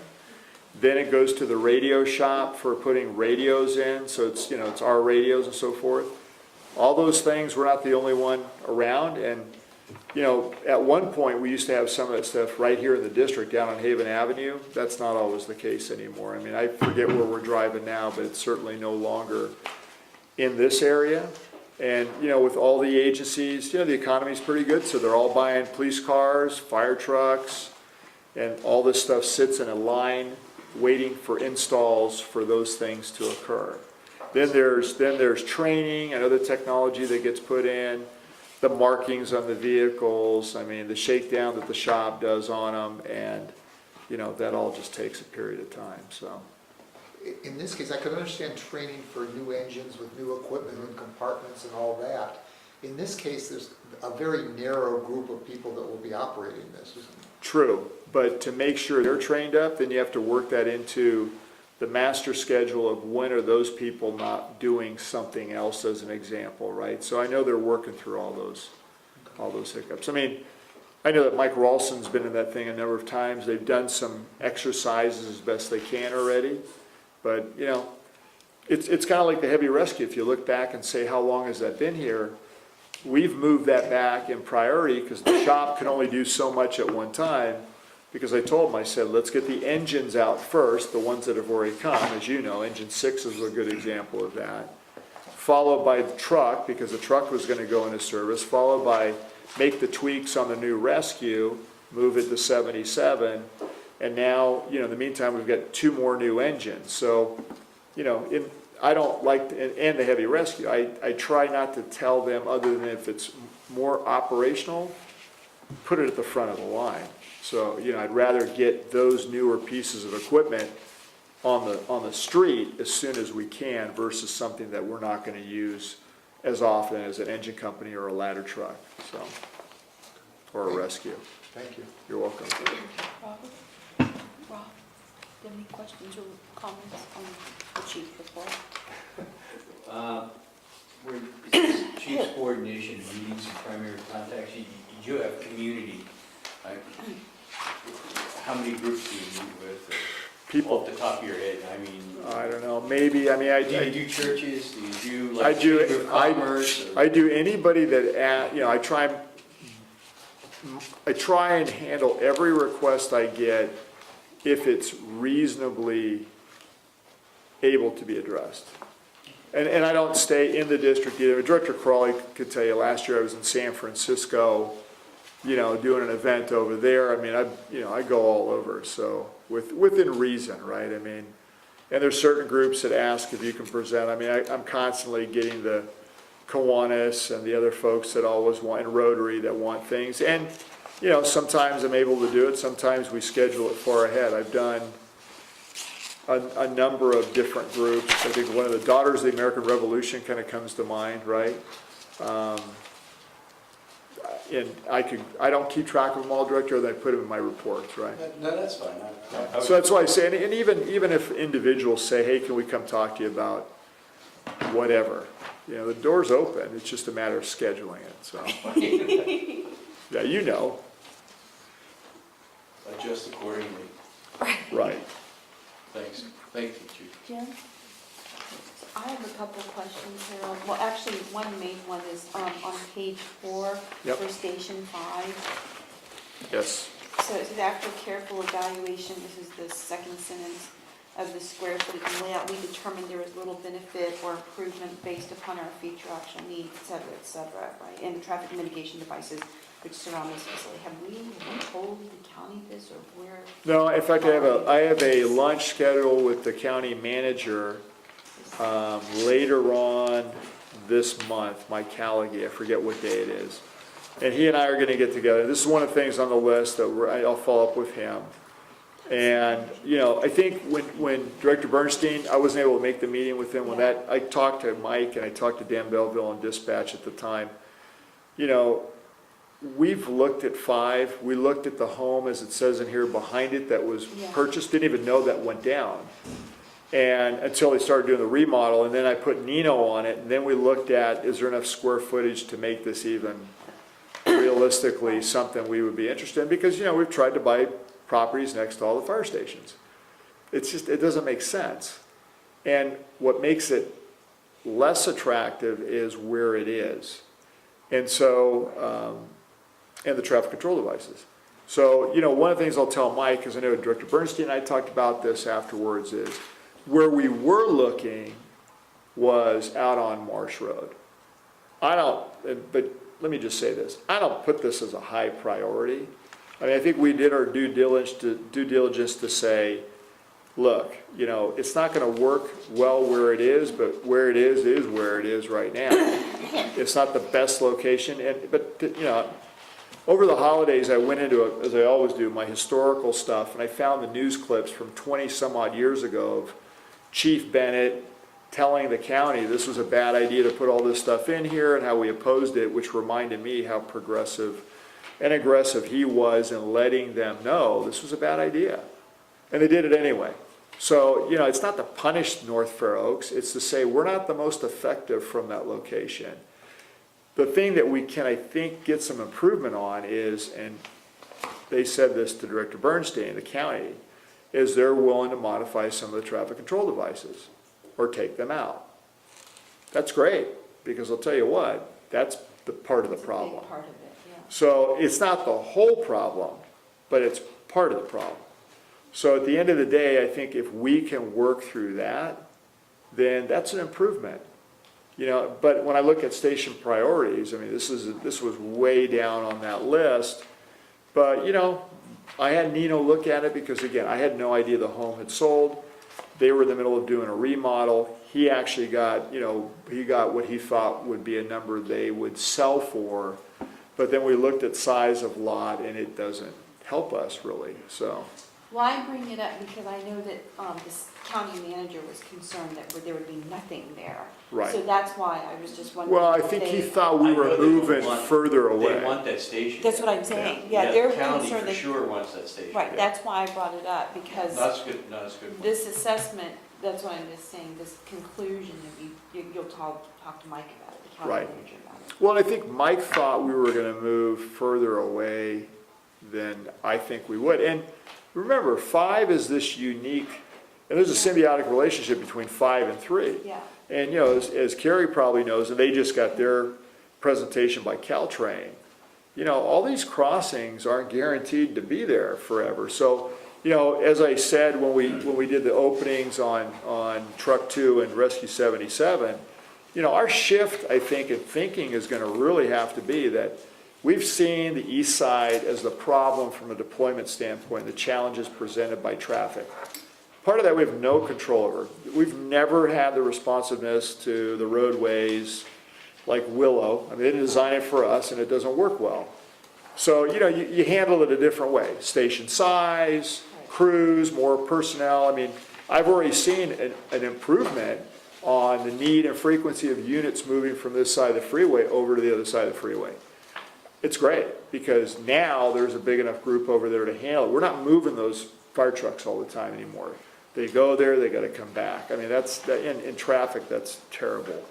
So, that has not helped us on deployment. So there's a net improvement across the board from what I've seen already.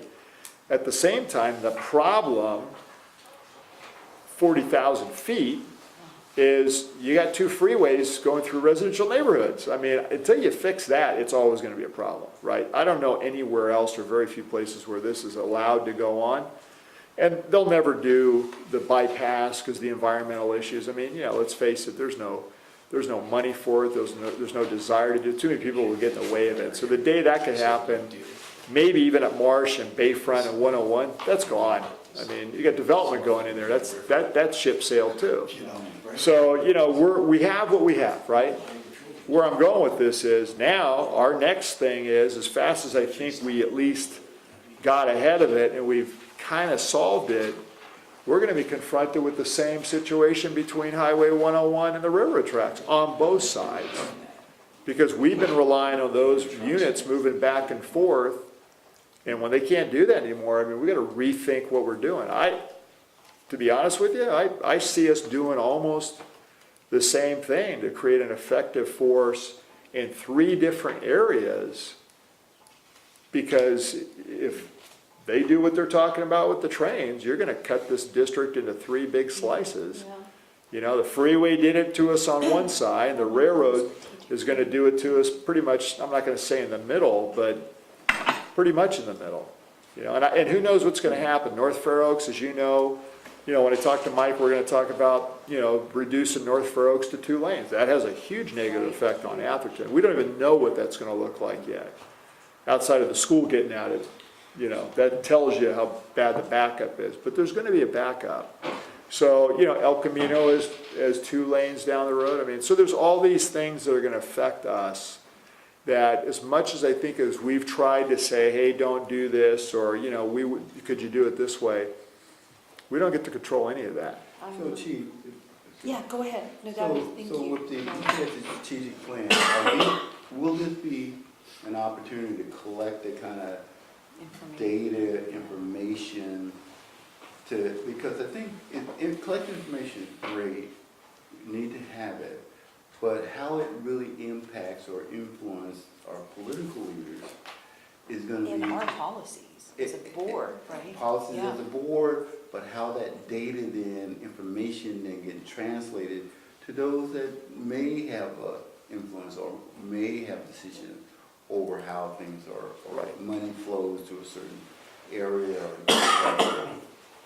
Well, and it goes into the SOC too. I mean, I think it's multiple folds, right? Yeah. So there's the operational piece. So before, when we looked at should 5 shift more towards North Fair Oaks, and meaning over on Middlefield by 5th, where there's an underpass, you know, we kind of said, okay, well, that's not a good spot. Well, that's with the information we knew.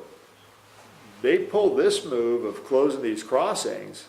I mean, we got to know which ones, when do the undercrossings get built? I mean, you know, if they double the amount of rail activity, I mean, they're already putting in the high density along the railroad track, and allegedly everybody's going to use rail and not drive cars. I mean, I don't buy it, but, you know, they're also creating, as you know, I think, you know, I wrote it up before, a bigger threat to us. I mean, everybody said, you put high-speed rail in, you better, if you don't have grade separation, you better slow the trains down, because sooner or later, something's could happen.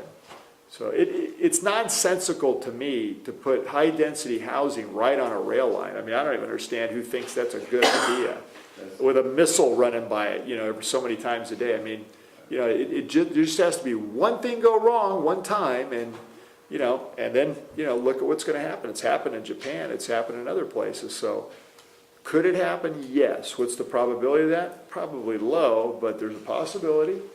So, you know, and again, Atherton's kind of stuck, and I know with their rail station, that's, you know, they're not going to want to stop a train there anymore. So everything's kind of just shifting. You know, whether you're taking the trees out, speeding the train up, adding more people right on the rail line. I mean, it's, again, I keep saying the same things, and it's not like people don't hear it. They just don't want to hear it, especially the ones that get to make the decisions, right? I mean, I think we're actually in line with Atherton on a lot of things that we're talking about with traffic, congestion, reduction, movement, crossings. And we're all in the same boat. People are not going to be able to navigate across this area the way that they've traditionally done it. And I don't know what that's going to look like, but I'm pretty sure it won't be good. It hasn't been good so far. I mean, right? Got a big fat overpass going in on Willow tied to 2 little itty bitty strings on either side. What's the point, right? Still doesn't fix the problem. I mean, you got 2 lanes coming up towards Middlefield and 4 going down towards Bayfront with stoplights. I think that's where being able to kind of understand the data around that, even taking Willow, for example, understanding the issue, the more issues that it will create, and what long-term solution or other solutions that somebody's going to have to come up with in order to mitigate some of the problem. Or if not, at least, because, you know, sometimes money doesn't necessarily cure all, but it can solve some of these problems if the money comes in from sources that have it, that can give it up. Yeah, well, you know, Facebook is I think one of those entities, but I'll tell you this, you know, they're moving all over the area. So, I mean, their focus here in Menlo Park has shifted a little bit. And, you know, maybe it'll be ferries, maybe it'll be a train, but all that stuff is millions and millions of dollars. So right now it's buses and cars. It hasn't changed, you know.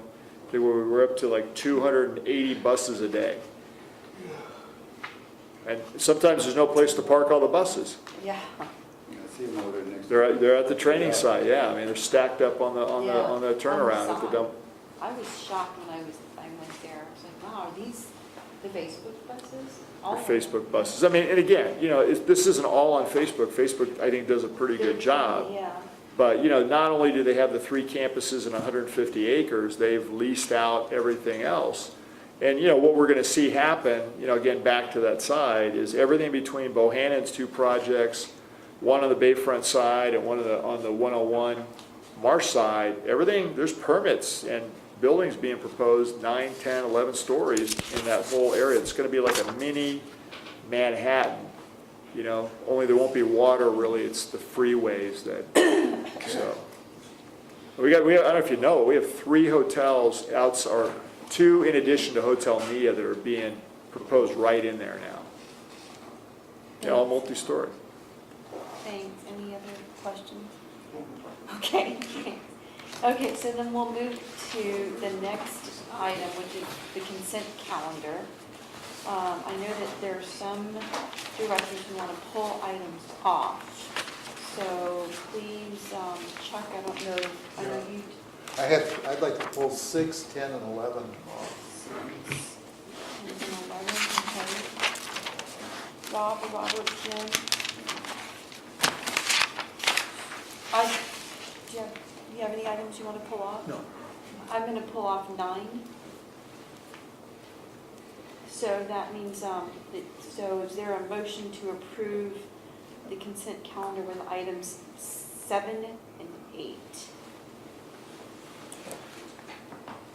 I'll make a motion that we approve consent calendar consisting of item number 7 and item number 8. Okay, so Robert moved a motion, and then Rob excuse me. Solano, So does 10 stays? it's being pulled off. It's been pulled? Okay. Yeah, yeah, Chuck, just to confirm, Chuck's pulling off items 6, 10, and 11, and I'm pulling off item 9. Okay.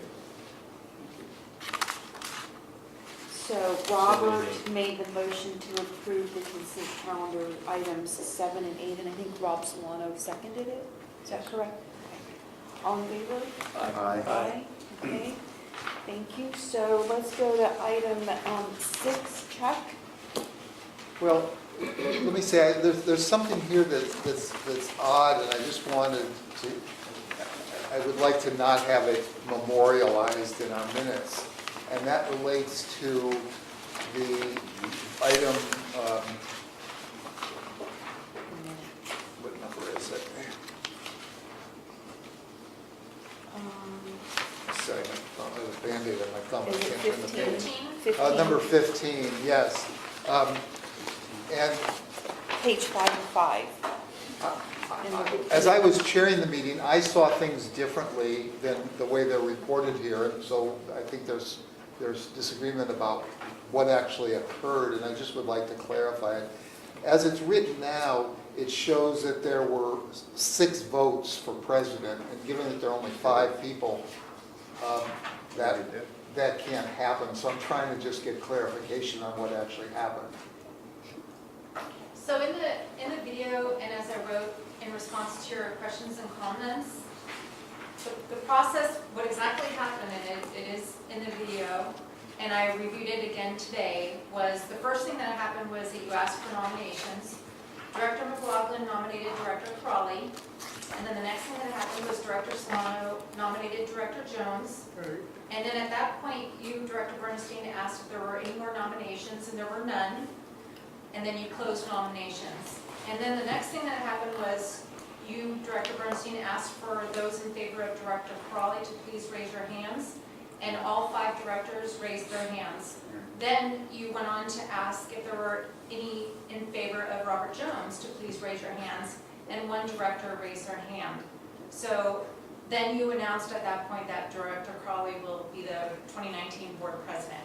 So that's what I was trying to reflect in my minutes, but if I didn't write them clear enough for you, I'm happy to adjust them to however you like, but in a way, we did get 5 votes for Virginia and 1 vote for Director Jones.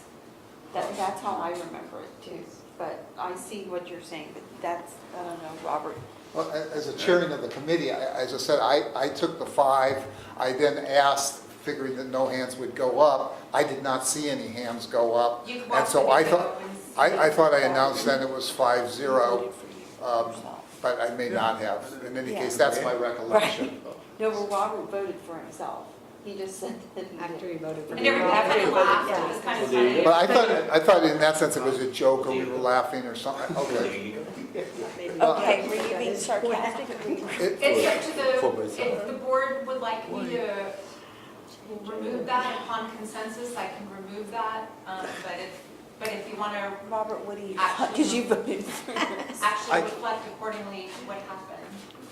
Yeah, I mean, yeah, you were nominated and yeah, and you turn, I think you turn around everybody, did anybody want to vote for Robert? And I didn't want, I mean, leave myself out of there, so I just voted for myself too. Right. But if I only had one vote, I think the one vote that I had to go to was with the majority, which voted for Virginia. Including you. You voted for me too. And it included me, so that's 5 votes. So I'm not sure where the 6th vote come into play.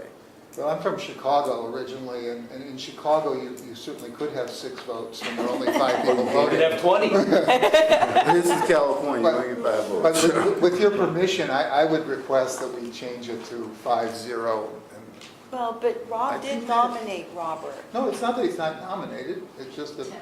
5 people. I think the wording is a problem, then you just kind of take off where Director Jones received the 1 vote. That's a second, it wasn't a motion, right? If it was a motion, then now everybody vote for Robert at that point in time.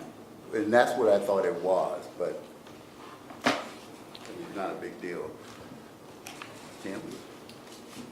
You know, if I'm being asked, the minutes are just supposed to reflect what happened at the meeting.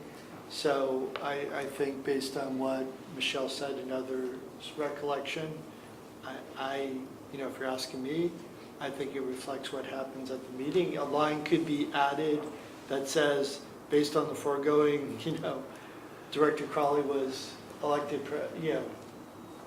elected president. I mean, that was the end result. which I did clearly state as Yeah. my last sentence, because Yeah. I also included what I actually wrote, also in response to Director Bernstein's concerns. The last sentence says Director Crawley was elected as board president for calendar year 2019. Yeah, and I recommend against negotiating minutes, to be honest with you. So it's the board's choice, it's your minutes, but I just caution against negotiating minutes.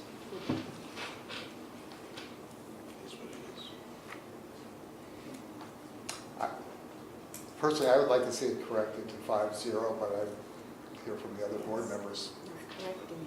It's up to you. I think it accurately reflects what Yeah, happened. what I happened, don't yeah. see where the 6th vote come in. Show me where the 6th vote come into play.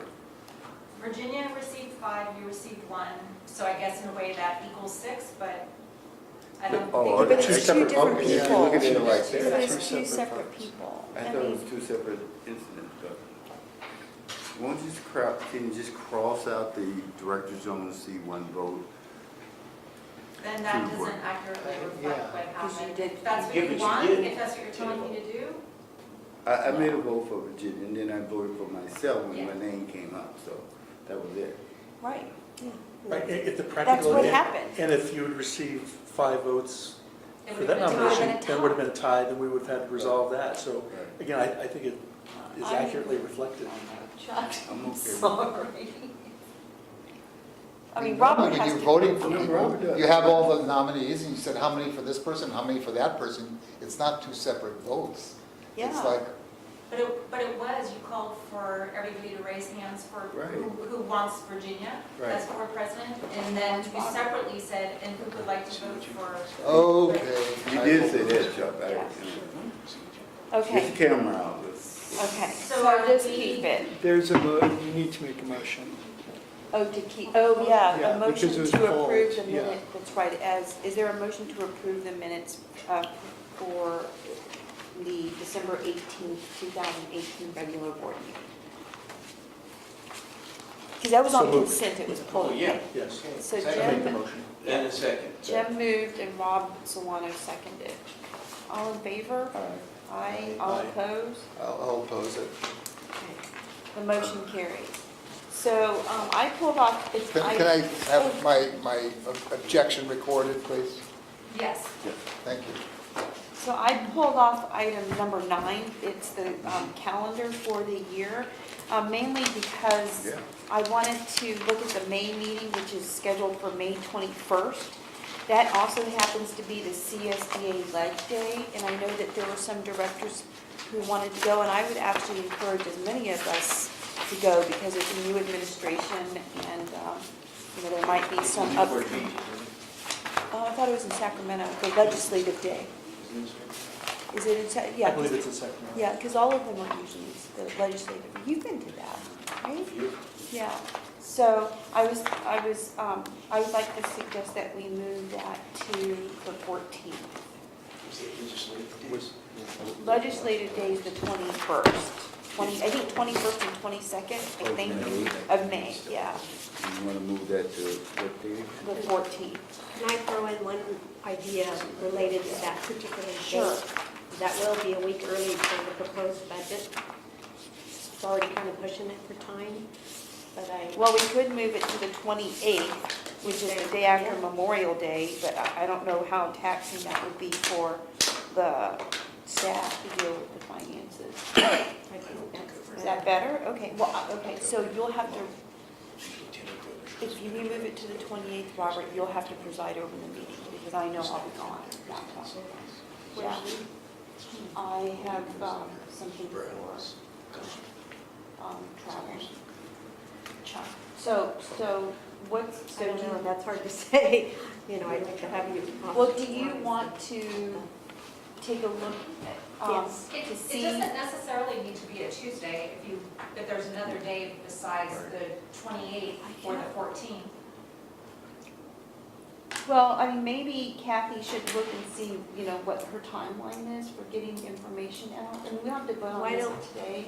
Why don't we go with the 14th for now, and Okay. I come back. Is that okay with everyone else? Maybe. It can be moved later. I really want as many of us to go to Ledge Day.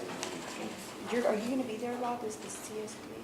No, I was just Is that- confirming that can be moved Is that later. legislative days? Yeah, it doesn't. You should go, yeah. Well, I'm on that. Yeah, so, okay. So we're setting it for the 14th, And if you need to change it, then let us know. We can always do it at another meeting. Okay. Are you okay with that? Is everyone okay with moving that meeting to the 14th? Sure. Yeah? Sure. Yes. Chuck? Yes. Okay. I have another comment on this. Sure. So, Michelle, we can move the May meeting from May 21st to May 14th. Okay? Chuck? Because I have nothing else. I was just going to request that you look up the language of our meeting dates in our policies, Okay. because January 1st. apparently, you sent a memo to us that the January 1st meeting was canceled. I can't imagine we would have ever had a January 1st meeting date, and so we should, if that's required in our bylaws or whatever, if we could just change it to, or if that day falls on a holiday, the next Tuesday, or whatever it is, just so we don't have to deal with that in the future. So it's almost like it's a recurring, like, every first Tuesday, right? So yeah, we have it set that the committees meet every first Tuesday of the month. So just because that was the first Tuesday of the month, I set out a notice just so that it was really clear that we weren't actually going to be meeting and that it was obvious that it was New Year's Day, and I assumed people would realize that. So I'm sorry, what's your? Well, I'm just asking that we change our policy so that it doesn't say it has to be on the first Tuesday, that we would set it up or the next Tuesday if that falls on a holiday or something. It would be Just so we don't have. first Tuesday, except if it falls on a holiday. Right. Okay. Except can I just say that will have to be considered as a policy change. I'm just asking for her to Yeah. research the language No, I as a understand. policy Understand. change, Yeah. so that we can bring that back as a policy change in the That's future. right. Well, shouldn't that go to an HR then at that point? Say that again, Robert? Shouldn't that policy change about regarding the date that the first Tuesday, shouldn't that go to the policy, just hand it off to the HR? Well, it would. I wasn't suggesting changing the policy, I was just suggesting that she provide it to us or research it so that we know what we say, what the language is, so that we could consider changing the language in the future. In other words, I'm not asking for a change, I was just asking for the information about what the language is. Do you get that, Michelle? Yeah. And you're okay with that? Sure. Okay. Is everyone else okay with that? Yeah. Okay, because we're not changing the policy. Okay, so those are the only things that I had in Chuck. Had anyone else have any calendar issues? Okay, so is there a motion to Well, I guess if we're just accepting the district's calendar for 2019, at least with the May 21st meeting change. Do you want us to approve that? We don't have to. We pulled off consent. but on the regular Okay, agenda, so is there a motion to approve the calendar for 2019 for the board meetings and the committee meetings with the amendment, with the change to the May meeting from May 21st to May 14th? So Robert moved, is there a second? Second. Rob seconded, all in favor? Aye. Aye, okay, so all Director opposed? Jones, did you say aye too? Yes, aye. Aye. So the motion carries unanimously, and we're on to item 10, which is, was on consent, which is to approve a resolution ratifying the fire chief's execution of the purchase agreement of 1457 Chilco Street, Menlo Park, and all other actions taken to complete the voluntary purchase. So Chuck, you wanted to, you removed that? You wanted Yes, to kick it off? I was concerned because the fact is, we've acquired this property, we own it, nothing can be changed for it. I tend to not like motions where we ratify something that's already done. I don't see why we have to do that. But I was going to ask legal counsel here if it were possible to change the resolution, one word in it. I'm talking about page 20, well, it's page, it says 23 here, but it's the resolution that's attached. It's item 10, yes, attachment A. And in point number 3 on the second page of the resolution, it says the purchase of the Chilco property for a total cost and so forth is approved, comma, authorized, and ratified. I was wondering if we need the word approved in there. Could it just say that we authorized it and we ratified it? Do we need to say it was approved? And the reason I'm concerned is I did not support this in closed session, and I don't want to be on record as supporting it now. But I realize I'm willing to ratify that it happened. I'm willing to authorize it. I just don't want to approve it. Yeah, but the board approved it. Right. Well, it doesn't say that. This is asking me to approve this now. I agree with what you're saying, but it's asking me to approve it, and I want to approve it. But wouldn't it still follow suit from the first time you voted? If you did vote for it then, you don't necessarily have to vote for it now. Yeah, but I'm concerned, what if the majority of people didn't vote for it? We can't not buy something we already bought. So that's why I'd like to vote for it, but not be seen as approving it.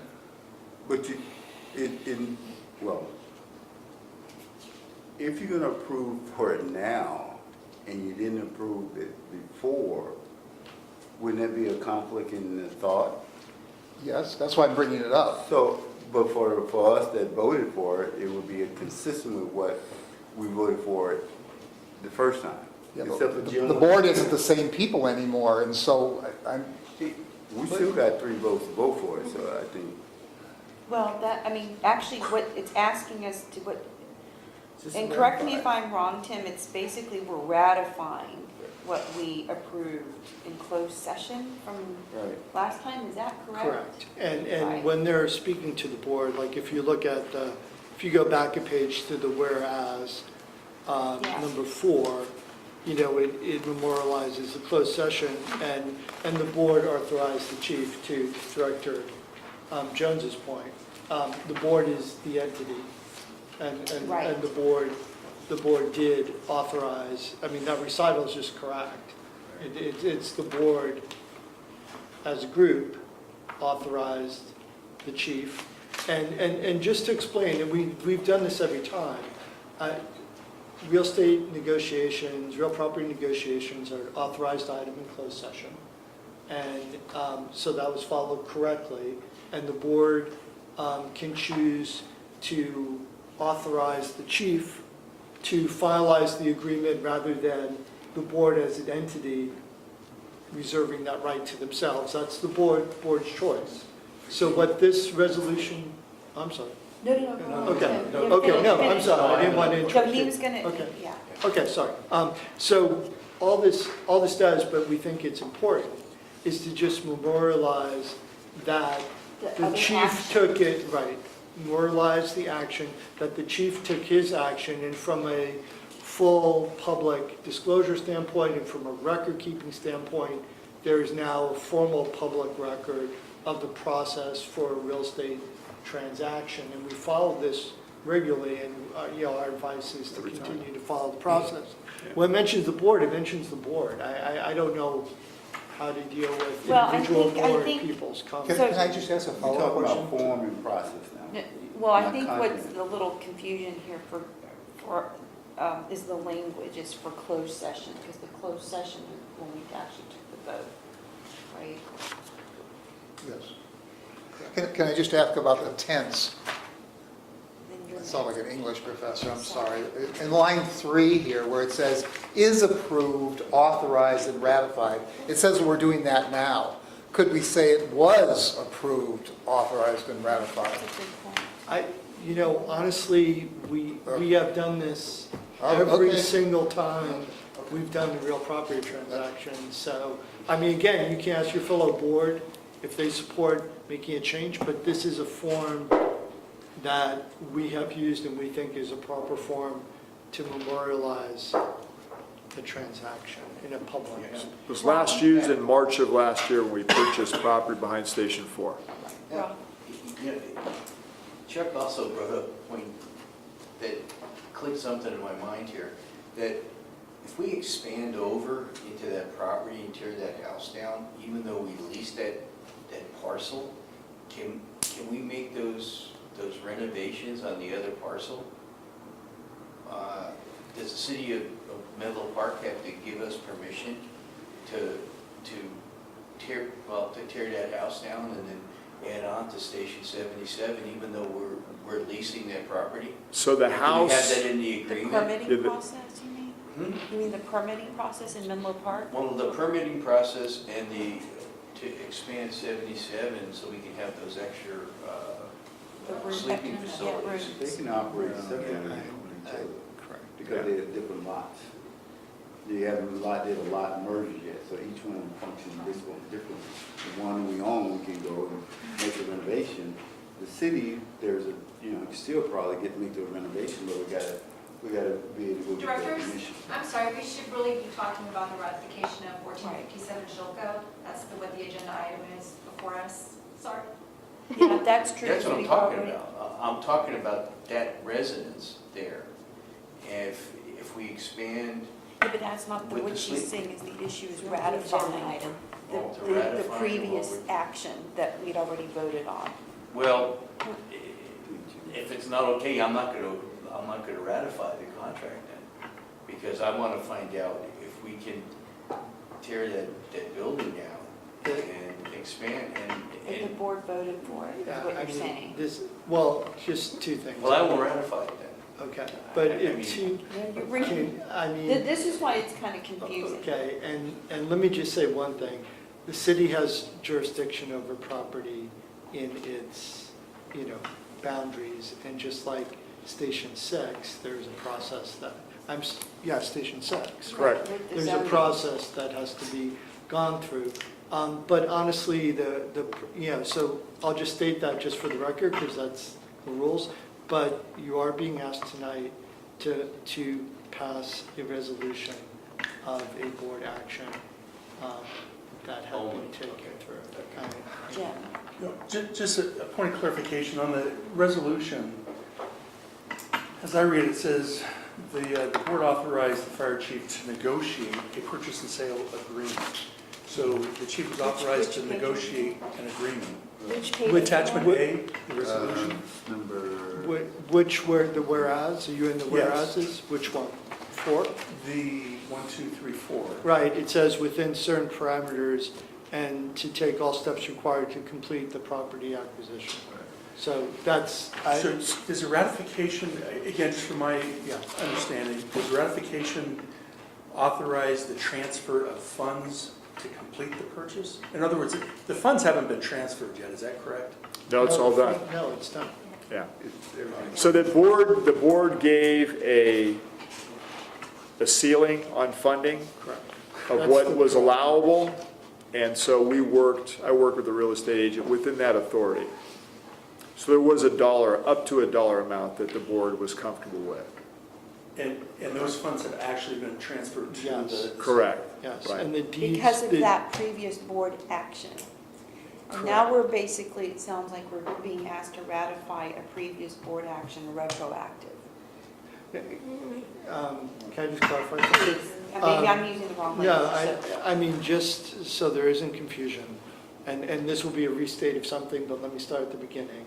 So the fourth whereas is critical, and what Director McLaughlin points to is that the board authorized the fire chief to negotiate, right? That's one part of it, negotiate for the purchase within certain parameters. Right. And the parameters were financial parameters that were given. Yes. And to take all steps necessary, all steps required to complete the property acquisition. The property acquisition is complete. I mean, the deed has been recorded. The funds have been transferred. That's right. This is a public acknowledgement, and like I said, the 2 points of this are, one, for full public disclosure. You're required to disclose if someone asks, but for a process to bring it before the board and daylight it, In open we session. think is a good practice. And the second part of it besides is from a record-keeping standpoint, that we have within the board's records, besides the agreement, this memorialization. So the event has occurred. I know this is unusual, and I will say that there are not other instances where we ask for ratification. But in this instance, the deed has been recorded, the funds have been transferred, you own the property. It's done. We're just asking for the board's memorialization of what happened so that we have a record and a resolution that is just part of the Does process. that make sense? And it's technically a public announcement. Right, in other words, we can make a public, we don't need the board to make the public announcement, but this is the practice we follow, and we think it's a good one, from a sunshine and openness, from a letting the public know that this happened, rather than, a press release, or if someone comes in, you say, yeah, here's the agreement, you asked for it.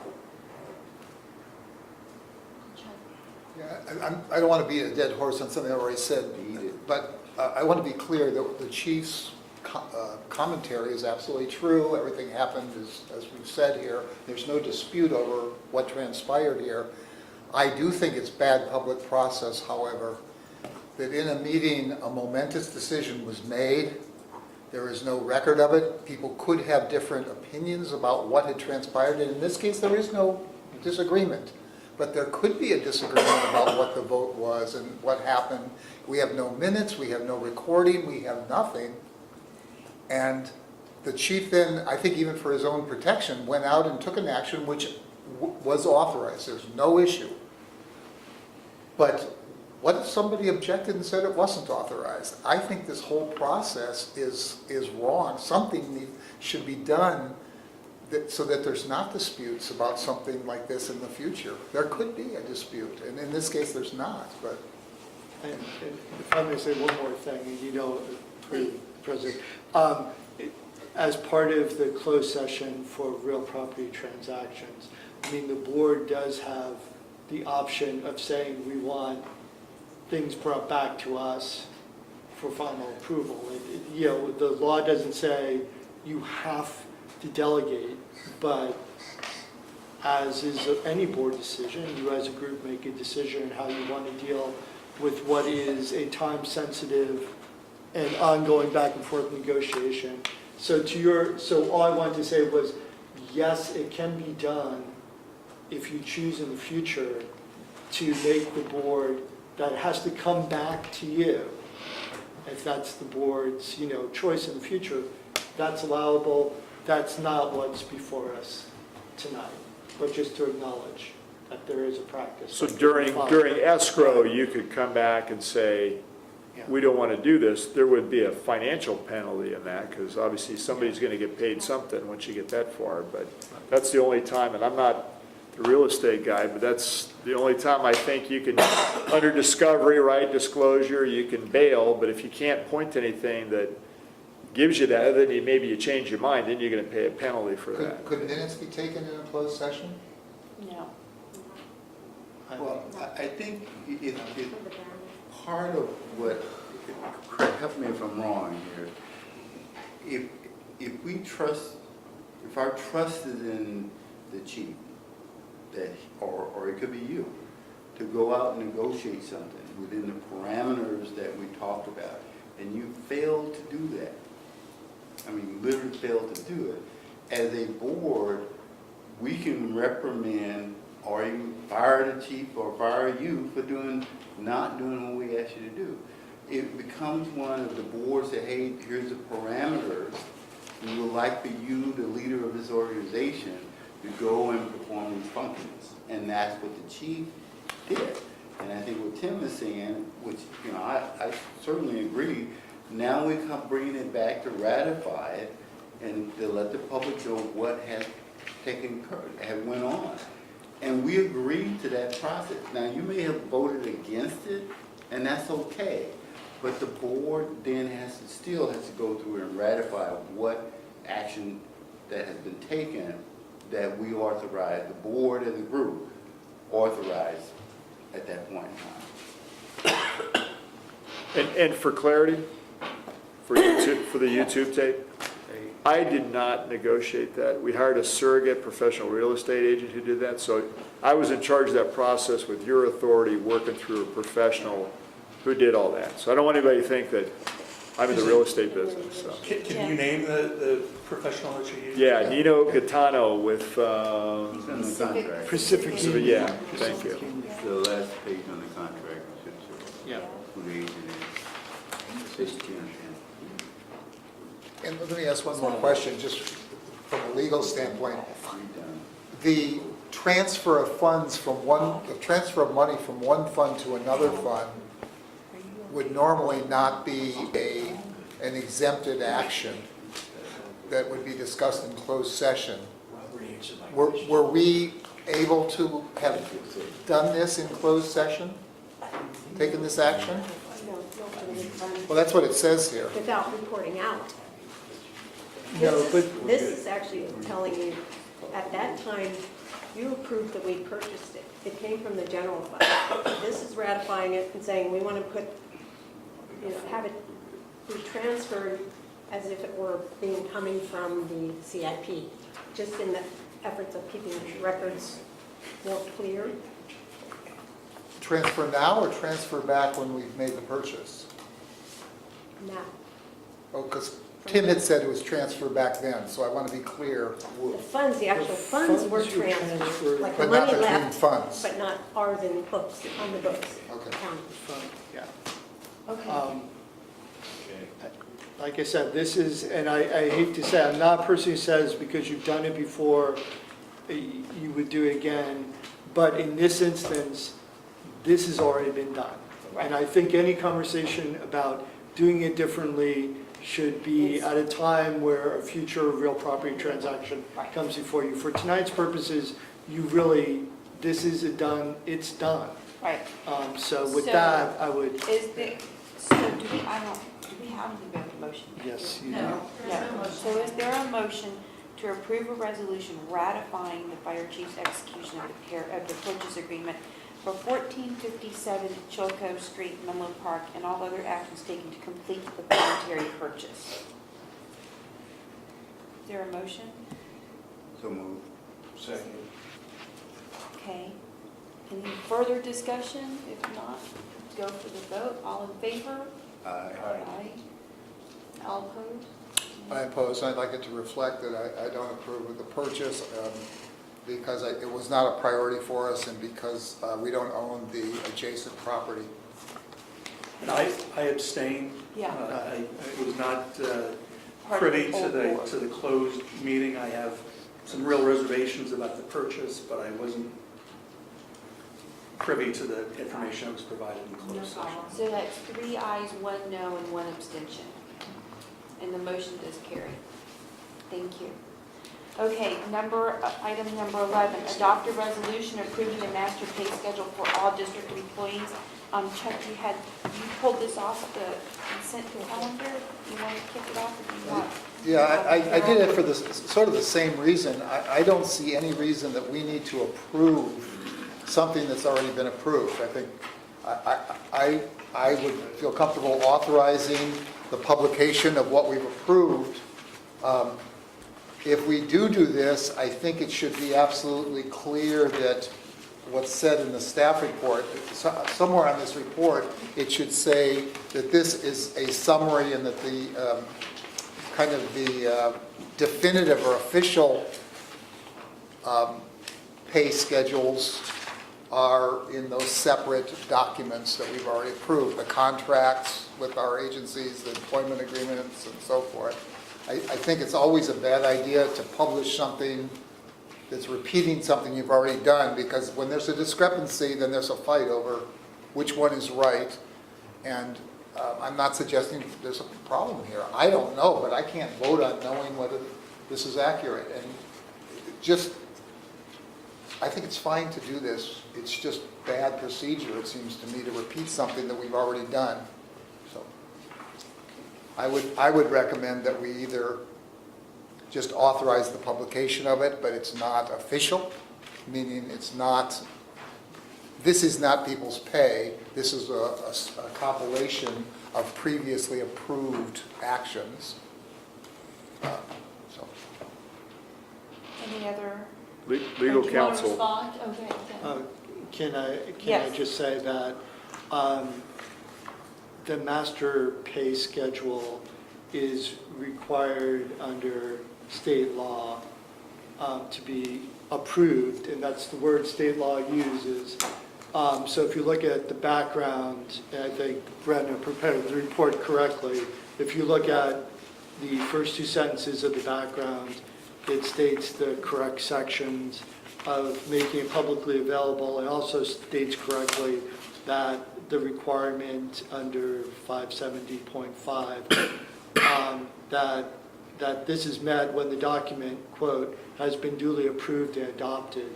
So understanding that the numbers in the document are a reflection of a series of different agreements.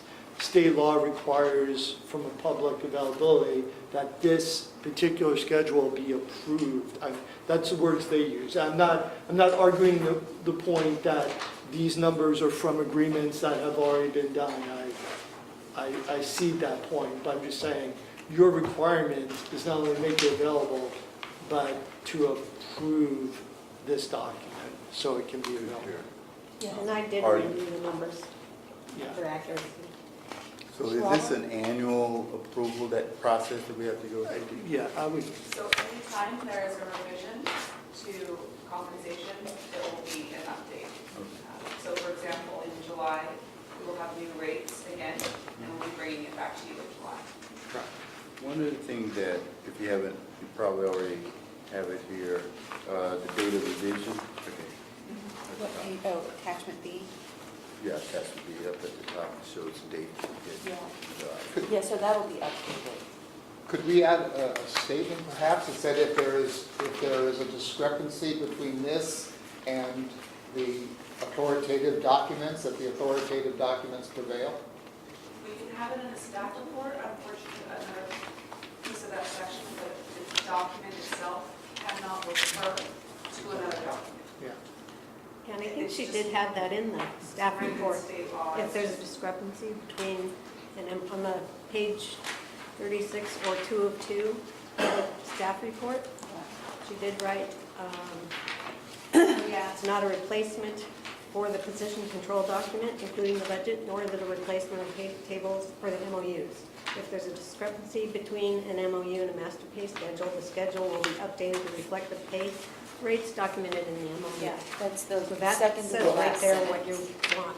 That is what I want, but we're not going to publish the staff report. That's all No, we are. It's a public document. Yeah, it's Oh, it's a one-stop shop. Look at it from the public standpoint, right? You can see everything in one place. So wait, let me understand. We send it, do we send this, or we just keep it in-house? We keep it on our website and we keep it as part of our public record documents. But with And this- you're saying the staff report will be published with it? The staff report's already published on the website. So, Yeah, Oh, I didn't so hold on. understand that, I thought just So, the yeah, chart was being now published. required public disclosure. Okay, that's fine, I misunderstood, I thought it was going up into a state website and only the chart would be there. Yes, we maintain it. Okay. Well, it was your notation that triggered me saying, oh gosh, I can just see we're gonna have to dispute on this, but I didn't realize that that staff report accompanied. Yeah, and if there were a discrepancy, we would need to bring it back because this document does have to be accurate. Right. So we would bring that back with the correction. Like nobody, no employee can go in and sue and say, oh, look, it says my pay is X. No, absolutely. No, and we'll put, as Kathy said, she looked over it too and ran it. I mean, so, we put more than one set of eyes on it because, It's important. yeah, right, one set of eyes, you can make a mistake versus somebody else going and cross-check it, so. Okay, John. Yeah, I think that's fine. Okay, so is there any other discussion? Is there a motion I'll move to approve this. to adopt a resolution approving the master pay schedule for all district employees? So Chuck has moved, is there a second? Second. Robert has seconded. No further discussions, and all in favor?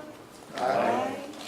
So the motion carries unanimously, and we are now on item 13 of the regular agenda, since we dispensed with item 12, which is to consider and approve committee and liaison appointments for 2019. So first of all, I want to thank the board for its patience, board members for their patience. I tried to put everyone in places where they were interested in, but I was trying to emphasize a little more with putting the newer board members on various committees for purposes of learning more about the district, and I just think it's a good way. I know when I first got on the board, I was put on finance and HR, and that was a good way for me to learn. And so that's what I was trying to be respectful of, and trying to gauge your interest too in different areas. So thanks again for meeting with me or talking to me and letting me know what interest you had, and for your patience while I put this together.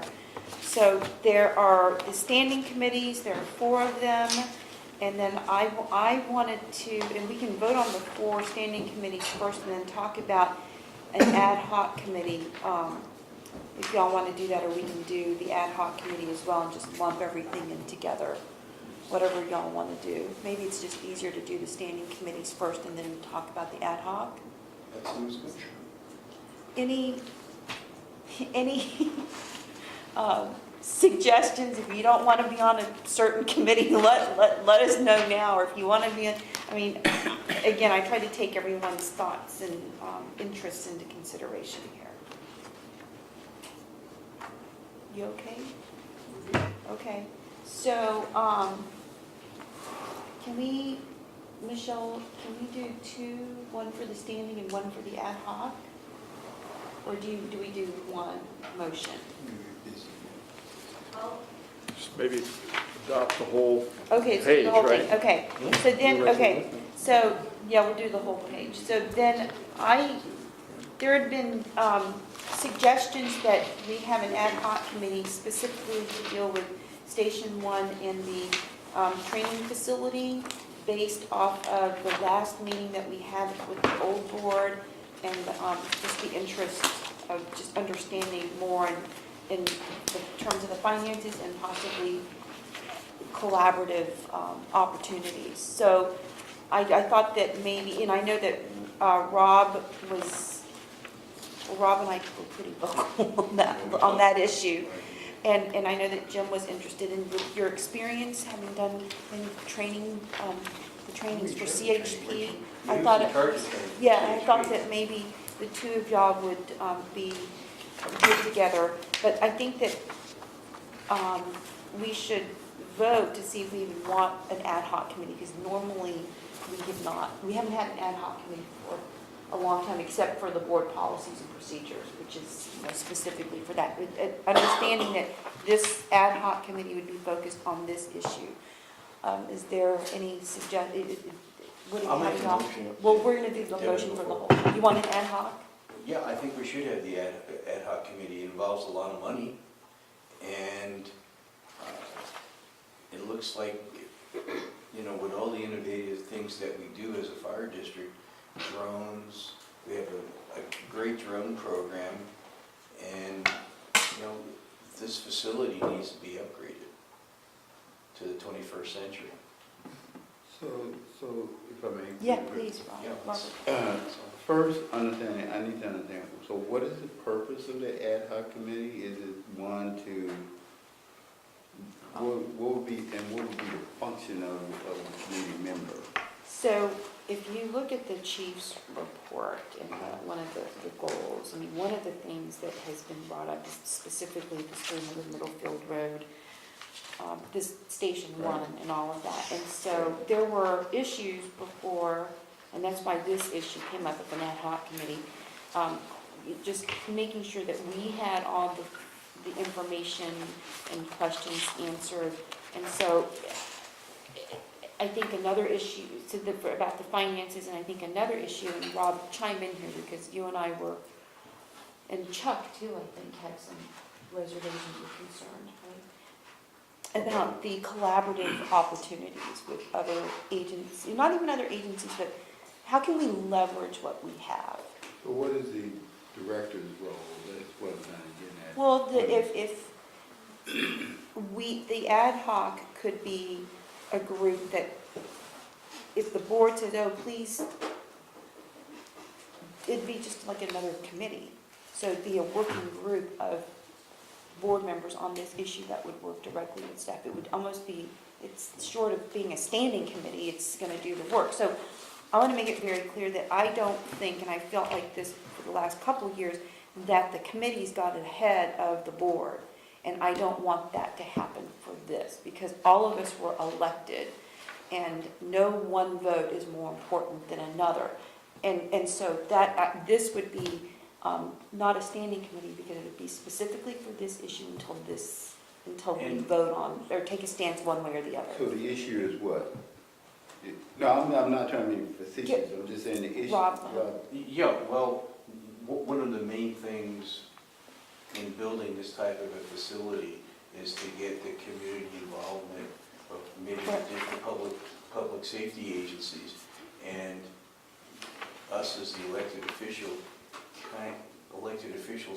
give us that breadth of experience a little bit that maybe our senior staff, they have the expertise, but we have the interactions with different, maybe police agencies, other fire agencies, that are the elected people relative to that.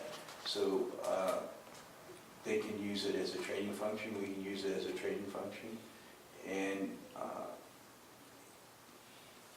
with our innovative programs that we have to incorporate those, not only with chief staff, but to give the community the information relative to what we can do as a fire district. Jen? You know, just off of my perspective, if you look at the charter for the Strategic Planning Committee, it includes facility development very specifically. So this would normally, I think, development of Station 1 and the training facility would fall under the purview of the Strategic Planning Committee. But given the size and scope of these two projects, I think it's cost, I think it's warranted to give them special attention. If we didn't have an ad hoc committee, then this would, in my view, fall within the purview of the Strategic Planning Committee. But again, given its size and scope and cost, it warrants special attention. And this was not the first time. So 12 years ago, when we started working on Station 2, Station 6, and this station, which never happened, the training facility, the board did exactly that. It took what was in strategic planning, it carved it out, made it an ad hoc. It was a much more focused ad hoc. Now, with that came the discipline too, that it's not in strategic planning anymore. So it doesn't get batted around between different places, because technically, your strategy, your order, the only thing that's really missing here is how is it all gonna come together, and then what's it gonna cost, right, as part of it. Then you gotta execute it. So the board did have, in fact, even for the admin building, for 170 and 3 stations at the time, it set the priority, it set the budget, and what interrupted that was the recession. But even then, the ad hoc made decisions about lowering the cost of 170 by making cuts within the budget, so that we had to take things out and still make the project work. So it's not the first time it's been done. Yeah. And specific to this, because these are big, expensive items, right? And so rather than, I mean, in strategic, it doesn't exactly fit, other than you prioritize, you say, okay, we're gonna do it. I mean, pretty much we've said to some degree, this is the priority. You know, we don't have the money for this. I mean, these are 2 expensive projects, and part of this ad hoc too is, you know, how do we focus on what we do with that? We do bonds and other things, and then you're gonna have to work with finance to some degree to make that happen. I think the committee is needed. It's just, as a board member, so like, I think it's important to know what the scope of work is, so that, Yeah, I agree. that We we can do don't, that. so But that we're establishing the committee. so that we don't get in a situation where we are micromanaging the process. Yeah. And that's where understanding, well, what is the scope of work? You know, I heard the chief say, well, help setting the priorities. Right. I heard it in terms of looking at the budget. So that's the scope of work for the committee and the committee members. Because, you know, I mean, since I've been here on the board, I mean, it's one of those things, well, you know, sometimes the committees we have kind of do a lot of micromanaging to some extent. So I think we just need to try to avoid that within the public So we could, understanding. yeah, so we could approve this and then maybe have the ad hoc committee come up with things that they want to work on and then bring it back to the board for board approval, and obviously with input from Yeah, I mean, staff. I can go back through what we did before. I mean, I think that's a fair point, and, you know, give you a sense of that. We did field trips years ago. I don't know that we need to do it this time, but we did field trips before to Fremont and San Jose to look at station designs before we even hired an architect. Now, we've already hired an architect because we kind of know after doing 2 stations what we're looking for. But at that time, we didn't have any clue. So the directors were involved with that. And they were involved to a lesser degree on the architectural firm. And then, you know, as you go along, I mean, there's the check-ins, right, on what's going on. And for me, it's a little easier too, because ad hocs don't have to have the formal meeting structure that the board committee does. So it's easier just to make a phone call and say, hey, can the 3 of us or whoever get together and look at this or do this, and you know, it doesn't need to be agendized the same way, because it's more of a functional thing than it is, you know, procedural. You okay? Yeah, I just want to make sure. Yes, so I'm not opposed, just so you know. Okay. And we've done it before, and it worked well, so. Okay. So by consensus right now, we'll have an ad hoc committee. Is everyone okay with that? Or you okay? Would you have any comments? I have another comment, but not on that. Okay, so then that's by consensus, then we'll make this motion after we go through the liaison appointments. So, I kind of changed up the format a little bit, mainly because, these relationships with our jurisdictions are so important, probably now more than ever, with a lot of things that we are dealing with. Whether it's trying to repair the relationship or move forward with, you know, issues like Station 77 or Station 5, you know, that kind of those issues, we're going to have, I think, put our best feet forward, all of us. So I tried to put people, you know, the directors in areas that I thought they could be the most helpful. And each jurisdiction would basically have 2 points of contact. me as the president for all of them, just, just mainly, well, for the jurisdictions, not the, this is for the towns and the county, or the cities and the county. And then I think the natural co-contact. So I'm asking for any feedback of this, for it makes sense to y'all. I think it's fine the way you have the district, the two County district? county supervisory district, but I got because I had that position last time, and I usually meet with the county manager, and he kind of brings in both of them. Who, him and Well, Warren? he'll bring in Warren and Don, because our district is contained within those two. So I think, maybe fragmenting them a little bit. Might be better. Have them together, to have the two districts supervisors together, since our district is together, and have one voice relative to that. Because the county manager, like the meeting that Chuck and I went to, when we met with the county manager, we had the board president and we had one of the district supervisors that were there, because the other one was out of town. But it's usually, they come in as a group, right, Chuck, would you say? So to have Which two different are you liaisons, thinking about? but it's up to you. You're the board president. No. I mean, I just think that there are different issues, like, and I don't, it doesn't matter to me. I mean, I see your point, but I was thinking North Fair Oaks specifically when I put this together, because I knew that was an issue for Station 5. And It is a big issue for them. it's a huge issue, which almost kind of warrants its own kind of group. And then for District 3, I know that Alameda de los Pulgas, which was this task force near the Sand Hill and the Y and the Herald, that I was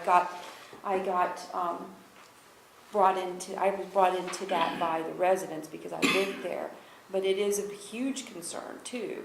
So, and Dawn has been a big part of that. Yeah, but you're in both of them anyway. Well, yeah, but I mean, I want them to, I want people to, our counterparts to feel like they can contact either. I've been contacted by all of them, even when I wasn't in this position, which is one of the main reasons I put myself into this position. So, I don't know, Jim, how do you feel about, I just think that the whole Atherton, that whole west side is gonna be an issue at some point. Yeah, I think if there's a meeting with the county manager and then the two supervisors, then We can all- that both representatives go. Yeah. Well, Okay. that would be 3 people. Well, it'd be hard, yeah. Not all 3 can go. Right, not all three can Well, go. I wouldn't go, but like if it's, with, no, I get it, but if it's with Warren and Dawn and the county manager and Harold, then the 2 of y'all can go, or I can go, and one of y'all can go, it doesn't matter. The point is there are options. I think that's why when the meeting that Chuck and I had, that Don didn't attend, because the board president, Dave Pine, wanted to attend, so. Right. We had that brown issue aspect too. I'm at a loss. This was the meeting that we asked for in terms of discussing issues. We were trying to get a Which joint one? meeting. This was in lieu of the joint meeting with us and the Board of The Board of Supervisors. Okay. It was preparatory to a joint meeting, which never. Okay, well, I'm not as concerned that we're gonna violate the Brown Act intentionally. We know it well enough that one of us would step out. But did you have a comment on, I don't know if you had a comment. No, I had another comment. Okay, so, and I know that, Rob, you've been very active in CSDA, and LAFCO's kind of in that special district area, so I thought that you would continue with CSDA and take on LAFCO. Robert's been, with good reason, concerned with San Francisco Creek. And I have Jim with the pre-hospital, EMS JPA, because he's also on the strategic planning committee, and there are going to be some issues possibly that surround that. So I'd love your feedback. If there's no feedback, then we can approve this. You had something. I wanted to ask what your plans were about resident representatives. Oh, well, we have applications we got 2 applicants. It's on the agenda, right? One is, It's the that's the That's next your item. next item. Yeah, so let's dispense with this item, which is item 13 right now. And that's to consider and approve committee and liaison appointments for this year. So is there a motion to approve this unless there's any more discussion? Which is this handout here, which Michelle had. No motion? No, I have any questions.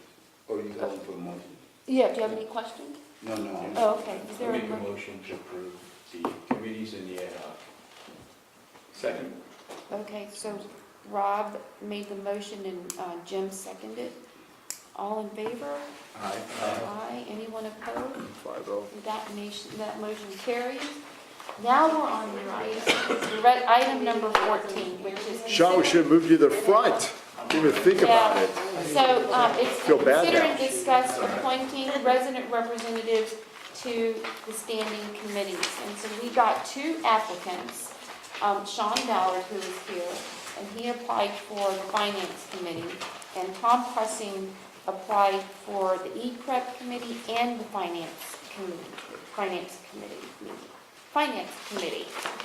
So, since those are the only 2 that we have, and there was a deadline that, and there was a process that we put together, we can move forward with at least those 2 committees right now. So, Let me ask, Sure. what about plans for more recruiting, or will we add people in the future, or what's your thought?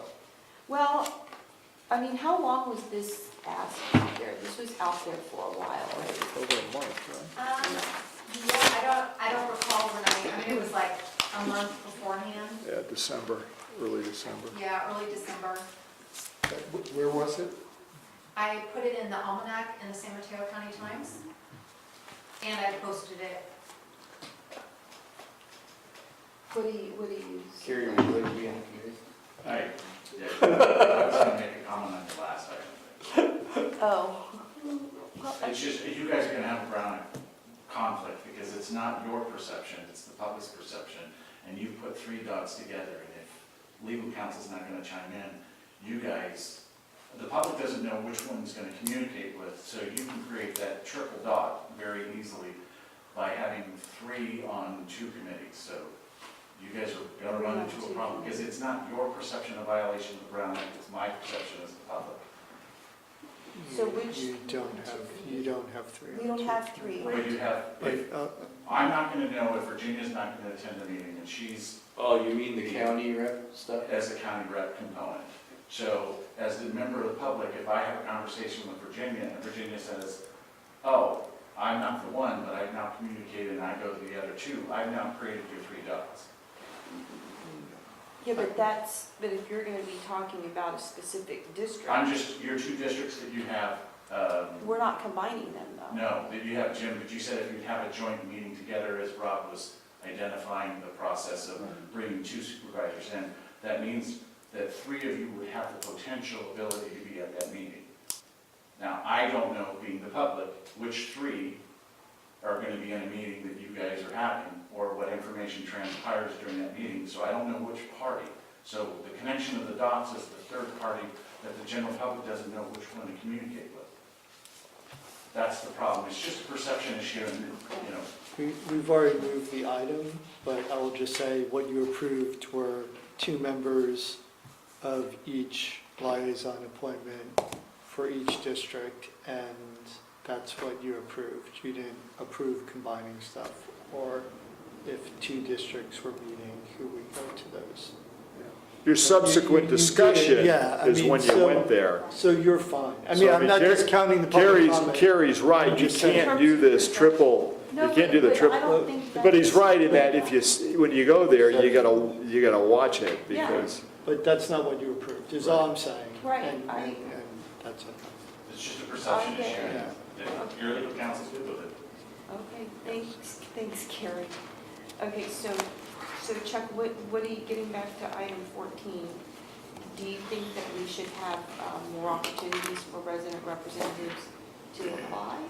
I just didn't know what your plans were. I was just inquiring, are we going to keep it open and find Well, someone I later? would like to vote on the people who actually followed the process and turned in everything, right? And so right now, that's, the two committees are for finance and E-Prep. And again, we have one person, Sean Ballard, who applied for the finance committee. So, and Tom Pressing, who also applied for the finance committee. Rob? Yeah, I'd like to make a motion to vote on Sean Ballard to be a member of the finance committee as the representative, and Tom Pershing as the emergency prep representative. Okay, so Rob just made a motion. Can we have a discussion? Yeah, but if there's a second, do you want, we're going to discuss it anyway. Okay, Jim is seconding, now I'm opening up for discussion. Refresh my memory about the process of getting people on. They turn an application and then they come to the meeting, or you just vote on it? Do they have to be here? No, we can Like- vote on it. So right here, Okay, we have their application, okay. which is in our board packets. So Tom, again, has applied for both E-Prep and finance, and Jim has applied, Sean has applied for finance, and Rob had, so they followed the process, got everything in on time as well. Okay. But if you want more elaboration on the process, Michelle can give you that. If that's the process, that's it. Right. Yeah. Chuck? But I want to ask Robert a question. From your meetings on the Emergency Preparedness Committee last year, what is your understanding of Tom Pressing's role at CERT in the upcoming year? Is he still a major person on the board, or is he out of CERT entirely at this point? Sean, I can, we changed it, so I replaced him as chairman for the certain advisory board, but he's still a major person on that board. Well, let me say that I would like Tom involved somehow. Sean's certainly qualified top candidate for the Finance Committee, but I'm a little concerned about where we're trying to reorganize CERT, that we've put Tom, who's part of the CERT issues, I guess. Maybe I'll just defer to you, Robert. Do you think it's a conflict if Tom is on the Emergency Preparedness Committee as the liaison, as the resident representative? Do you think that makes it more difficult to resolve the CERT issues, or is it not a problem? I think that it's kind of uncomfortable position for me to try to answer that question. It's an individual thing, I think, in terms whether, are you saying, asking if Tom is the kind of person who can work, is in a position to work for or be effective for the E-Prep committee? I think he is. He knows a lot about the CERT program, and should he be on there? I think it's really going to be left up to the board to vote unanimously for that. Sean is going to be, the goal is to have the chair of the emergency prep be a part of the committee, not just a community representative, but be a part of that committee, because it's impacting what goes on there about CERT. They need to be at the table. That's the understanding. Now, having both Sean and Tom there, do we need both of them? Probably, I don't know. I don't think so. If we're getting the board from the current chair, I'm not sure what we need another CERT person there for. Well, let me ask I you. think then you want to leave the emergency prep position, because we don't have to fill it, right?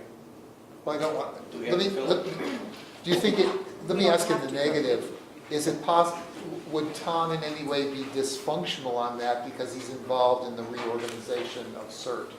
I don't like when you use the word dysfunctional. Well, take another word or something. I'm looking for your recommendation. Now I'm trying to find out what you're meaning. I'm trying to understand if that's a good thing to vote for or not. I'd I like think your advice. everybody in this room is good for CERT, but I think part of what the goal and objective of the CERT program is what we need to focus on.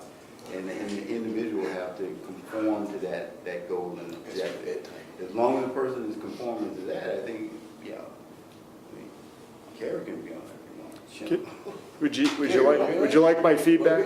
Yes. So I think part of, and again, I have no negative animus towards Tom or anybody, but I think with the, kind of, I think what Director Bernstein is referring to, and I know, Director Jones is trying to navigate, this is a committee in transition with different things that are going on in the CERT group. Remember, E-Prep isn't just about CERT, and that takes up a lot of the committee's time. Certainly, it's an important program, but that's changing. My advice would be, when you're in the middle of change, the last thing you need to do is maybe make a move before you realize whether or not it's the right one or the wrong one. I would suggest you postpone that until this committee has a little bit more time to figure out everything that's going on, make the bigger decisions, and even say that they want a resident representative, because in one way, the CERT chair is kind of a resident representative. I mean, that's who that group elects to be in that spot. So, it might be a step too far forward that could create a conflict or maybe not be in line with what you want to ultimately end up with. So, without going to the meetings, I listen to my guys when we talk about what's going on, where they think it's going, talking to the directors. I mean, You want to change and then I would then withdraw my motion? my motion and just include Sean Ballard as the financial representative. So you have a new motion? Yes, we You withdrew do. your first motion and have a new motion, okay? Yes. Is And there we a have second? Well, Jim has to withdraw.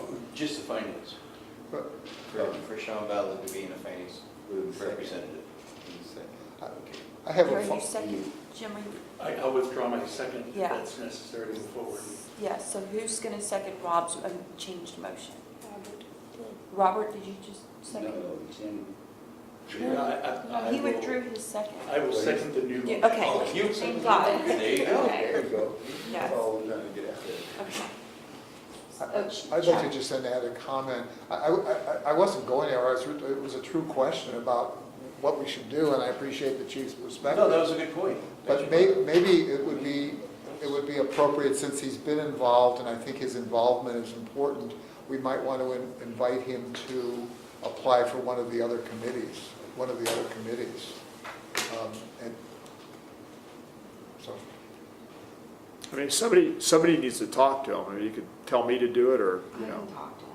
Okay. But the thing is, but getting back to your comment, Harold, maybe the E-Prep committee needs to define what.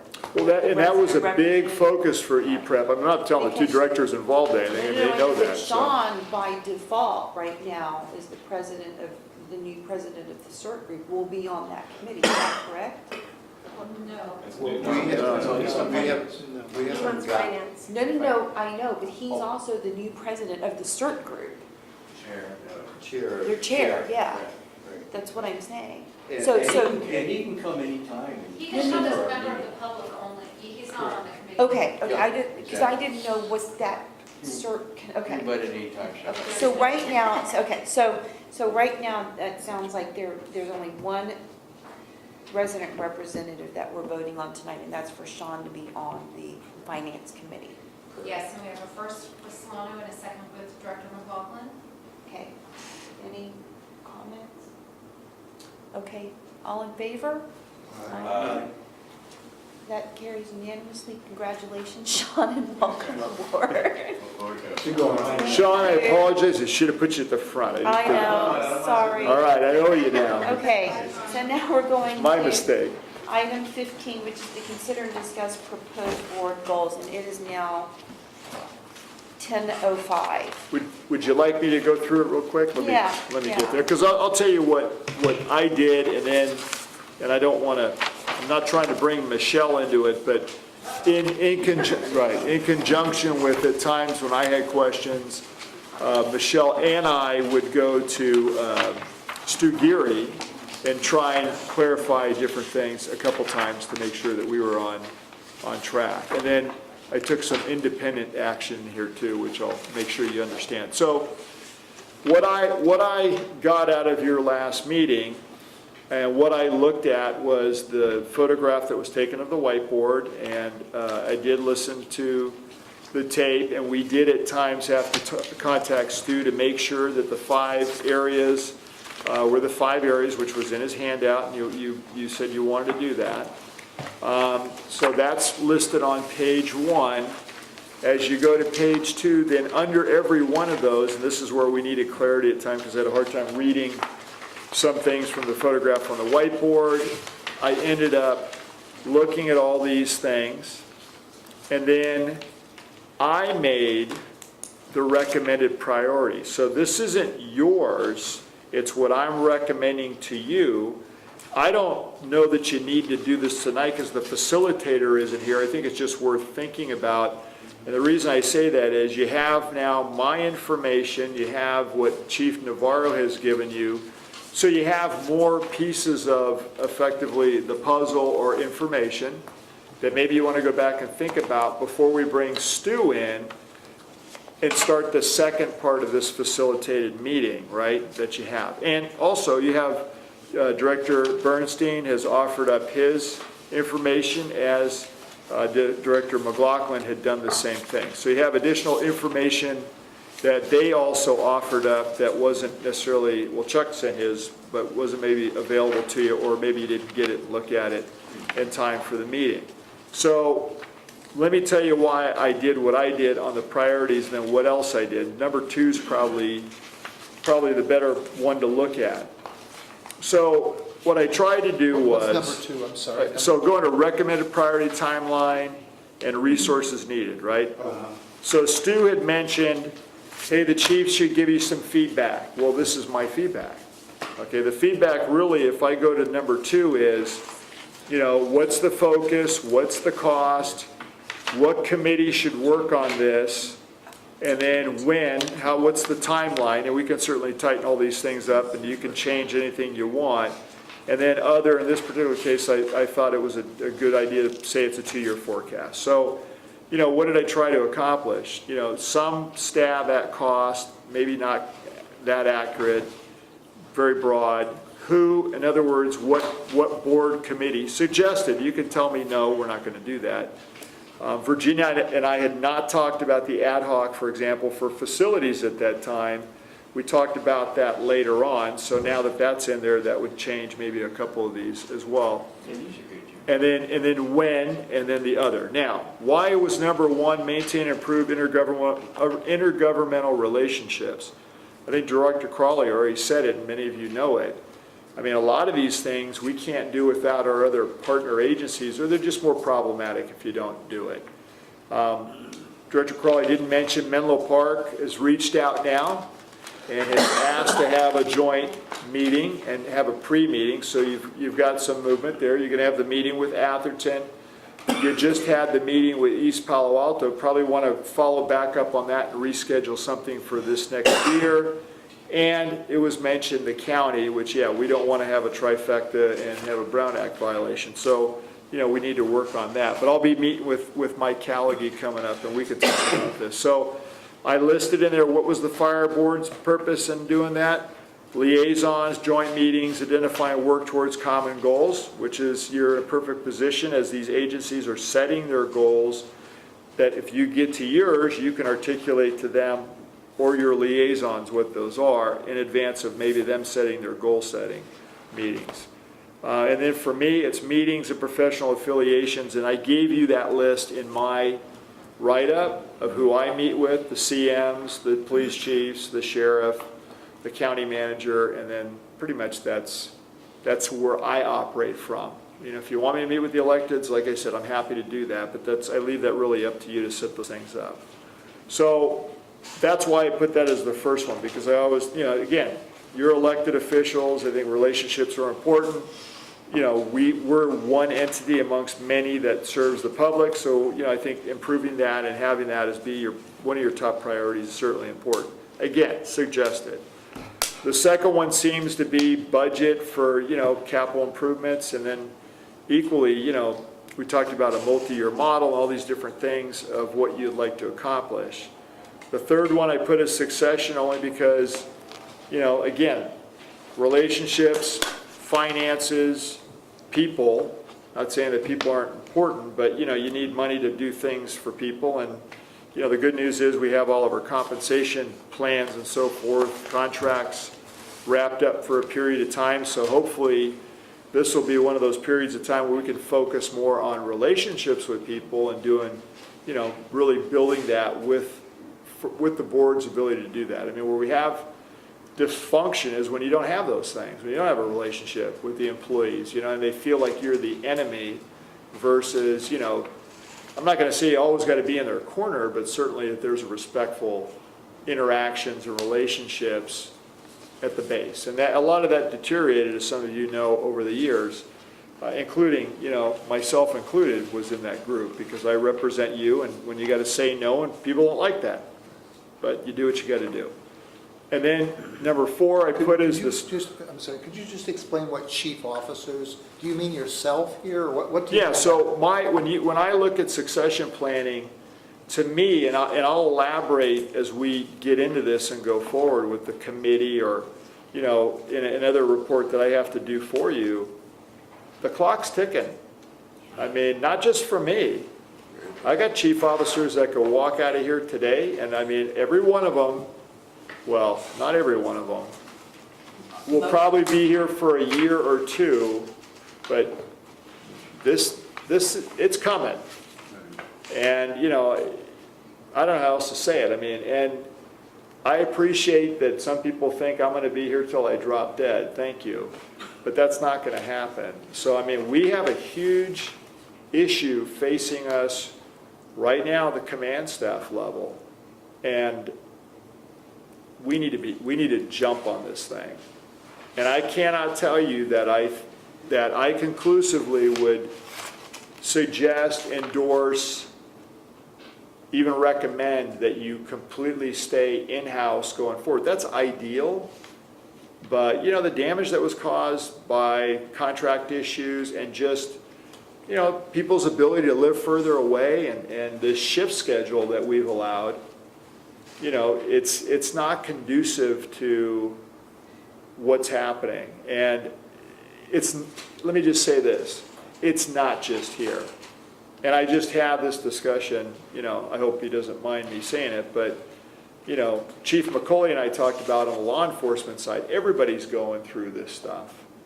To find people who want to be chiefs, to find people who want to be commanders, to find people that want to have the skin in the game, whether it's the CHP or whatever entity you want to talk about, it's getting harder, and for many agencies.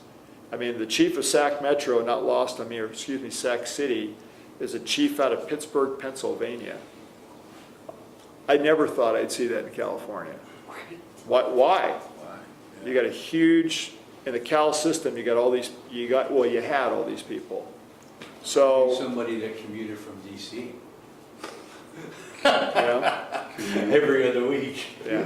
I was just asking for clarification because normally we don't get involved in the chief office. Well, but I think you're going to need to get, I mean, the chief's position certainly, but I've been talking to the chief, so let me just say it and then we can move on.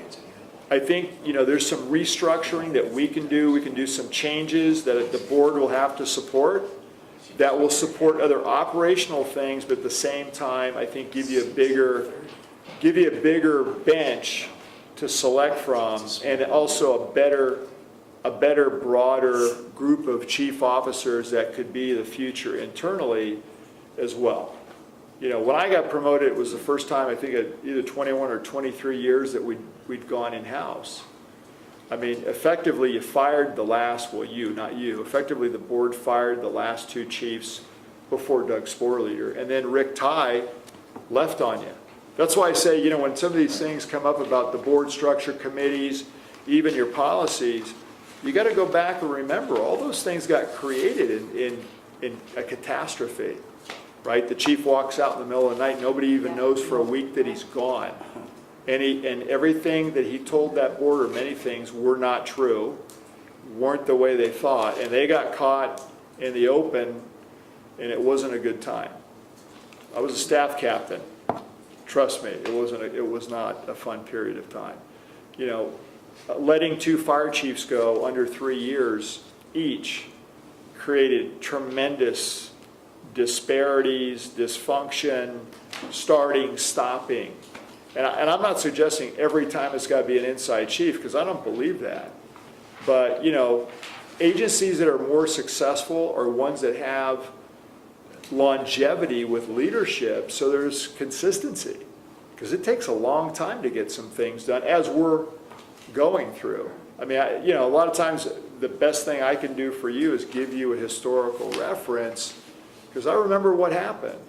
I remember how things went. So maybe we could navigate a little bit better because of that. But, you know, different people for different times. And yeah, I mean, I have 2.5 years left on my agreement. This is a huge issue for me, because I look around the room and I talk to the people that are working for me, and they, all of them, for the most part, outside of at the battalion level, are not going to probably be around in the next, after at least 3, or maybe the outside 3 years. So, you know, we have to address this. That's why I put that at the top of the list. And Director Bernstein, I appreciate you saying that, hey, this isn't our issue, but it is our issue, because it's a big issue. Well, okay, I'm just trying to emphasize that I think what the board members were most concerned about was your position. Right. And that, I wasn't sure that was But reflected. you also need internal candidates, you know, to have, and even again, deputy, division, battalion. I mean, you need that. Just for my benefit, Chief, when you talk, the chief officers, how far down on the roster do you go? Does that include battalion chiefs? At least one of the battalion chiefs will be eligible. I mean, who makes up the chief officers? When I see that term. So deputy, divisions, and battalions. Okay, so it does go down, that includes your battalion chiefs? Correct. Yeah. We have longer longevity with the battalions because they're typically younger, right? It's kind of the entry spot into the chief world. So, and let me move, if that answers the question, Director Bernstein, let me just move through again, because again, this is in no way meant to try and duplicate what Stu Geary was doing, but just to tell you my thought process on here. So number 4, I listed as strategic planning, just because I know the strat plan, I know how important that is. You know, again, it's a part of accreditation. Obviously, the grand juries I mentioned, that was one of their issues. You know, it is a functional improvement tool at multiple levels, not trying to say that one fits for every aspect of this, as I think we've talked about. We have a strategic planning committee. Certainly that's a good place for some of this.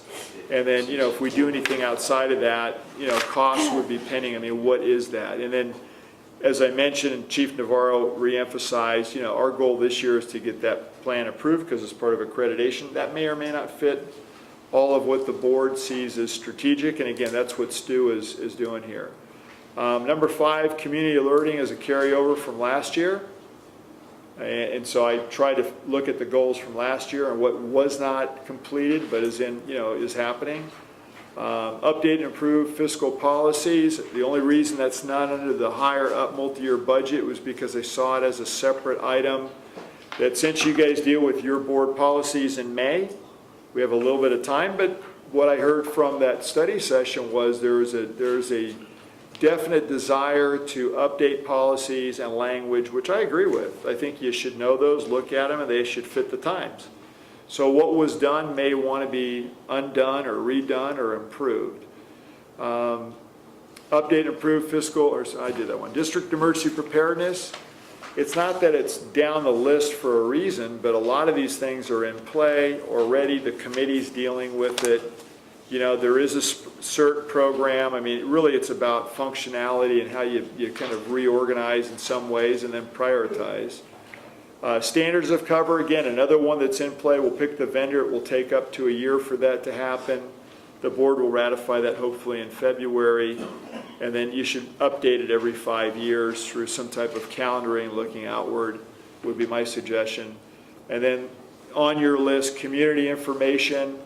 Yeah, I put that down at number 9 because I think there's still some more work to do. I didn't really see, I know you talked about a board committee, but that didn't work out so well last year. So whether you do an ad hoc down the road, or you let staff do some of this work initially and then bring it back, you know, to say, here's how we would go forward and do different things. You know, I see ways in which we can put stuff out through the water bill, you know, but a lot of it's just PR and promotion in some respects. So, and does that improve if you do more outreach with your other jurisdictions and your relationships improve, right? Because you end up with hopefully a far less amount of dysfunction and disagreement by doing those steps just alone. Number 10, class and comp. That's what I heard. That's what was on the board. I get that part. We were talking about that. Brenna's gone, but you know, we looked at that from HR and admin as well. You know, we all agree. Kathy, I know, would be involved with this too. It's a consultant working with staff. We don't have an RFP yet, but the goal was to get it done in the next fiscal year because that's just a normal HR functional item. It may not satisfy, as Director Bernstein had raised in his questions, all the intent of what the board meant when Stu put it up there. I'm not arguing that, but that's what Stu wrote. So, you know, again, I'd say bring it back into the process, you know, as you go down the road here and fully vet that. And then the last one was, you had written up there on the board, explore alternative staffing models. And I know that's in Director Bernstein's questions as well and our responses.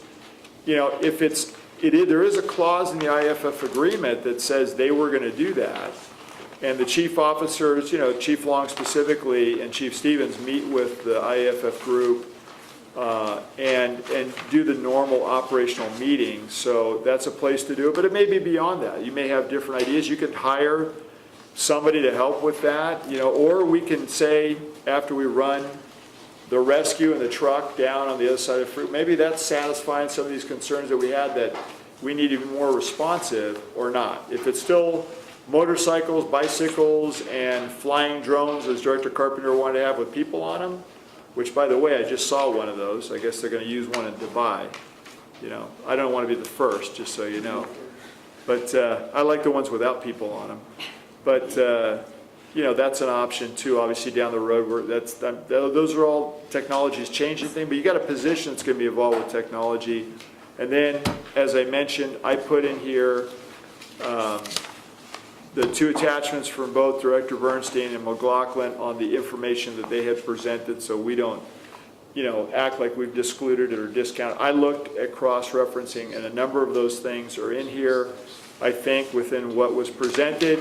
But again, I'm not trying to duplicate what Stu did. I just tried to compile, with Michelle's help, and checking in with Stu, and now giving to you kind of the next step to your next meeting with Stu. So, and like I said, And now, kind of mixing it in with This is some of very your helpful. organizational goals. well, yeah, and look, like I said, these are in my priority scale. I'm not Right. trying to tell you what yours needs to be, but I only say, the reason I explain it is because that logically, in my mind, makes sense knowing what I know and within what we're doing. It's not to hamper you, to you know, make it so you can't change it. You may flip things around. My 5 in here might be your 1. Right. But let me just say this.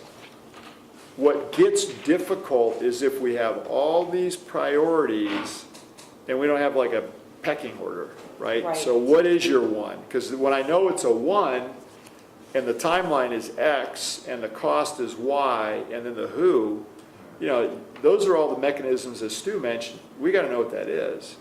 So we're going to be more efficient as a staff working towards a list of priorities. If we don't do that, and we have not done this in some years, as you all know, here's just the hard truth about strategic planning that I've kind of learned over the years from watching boards work.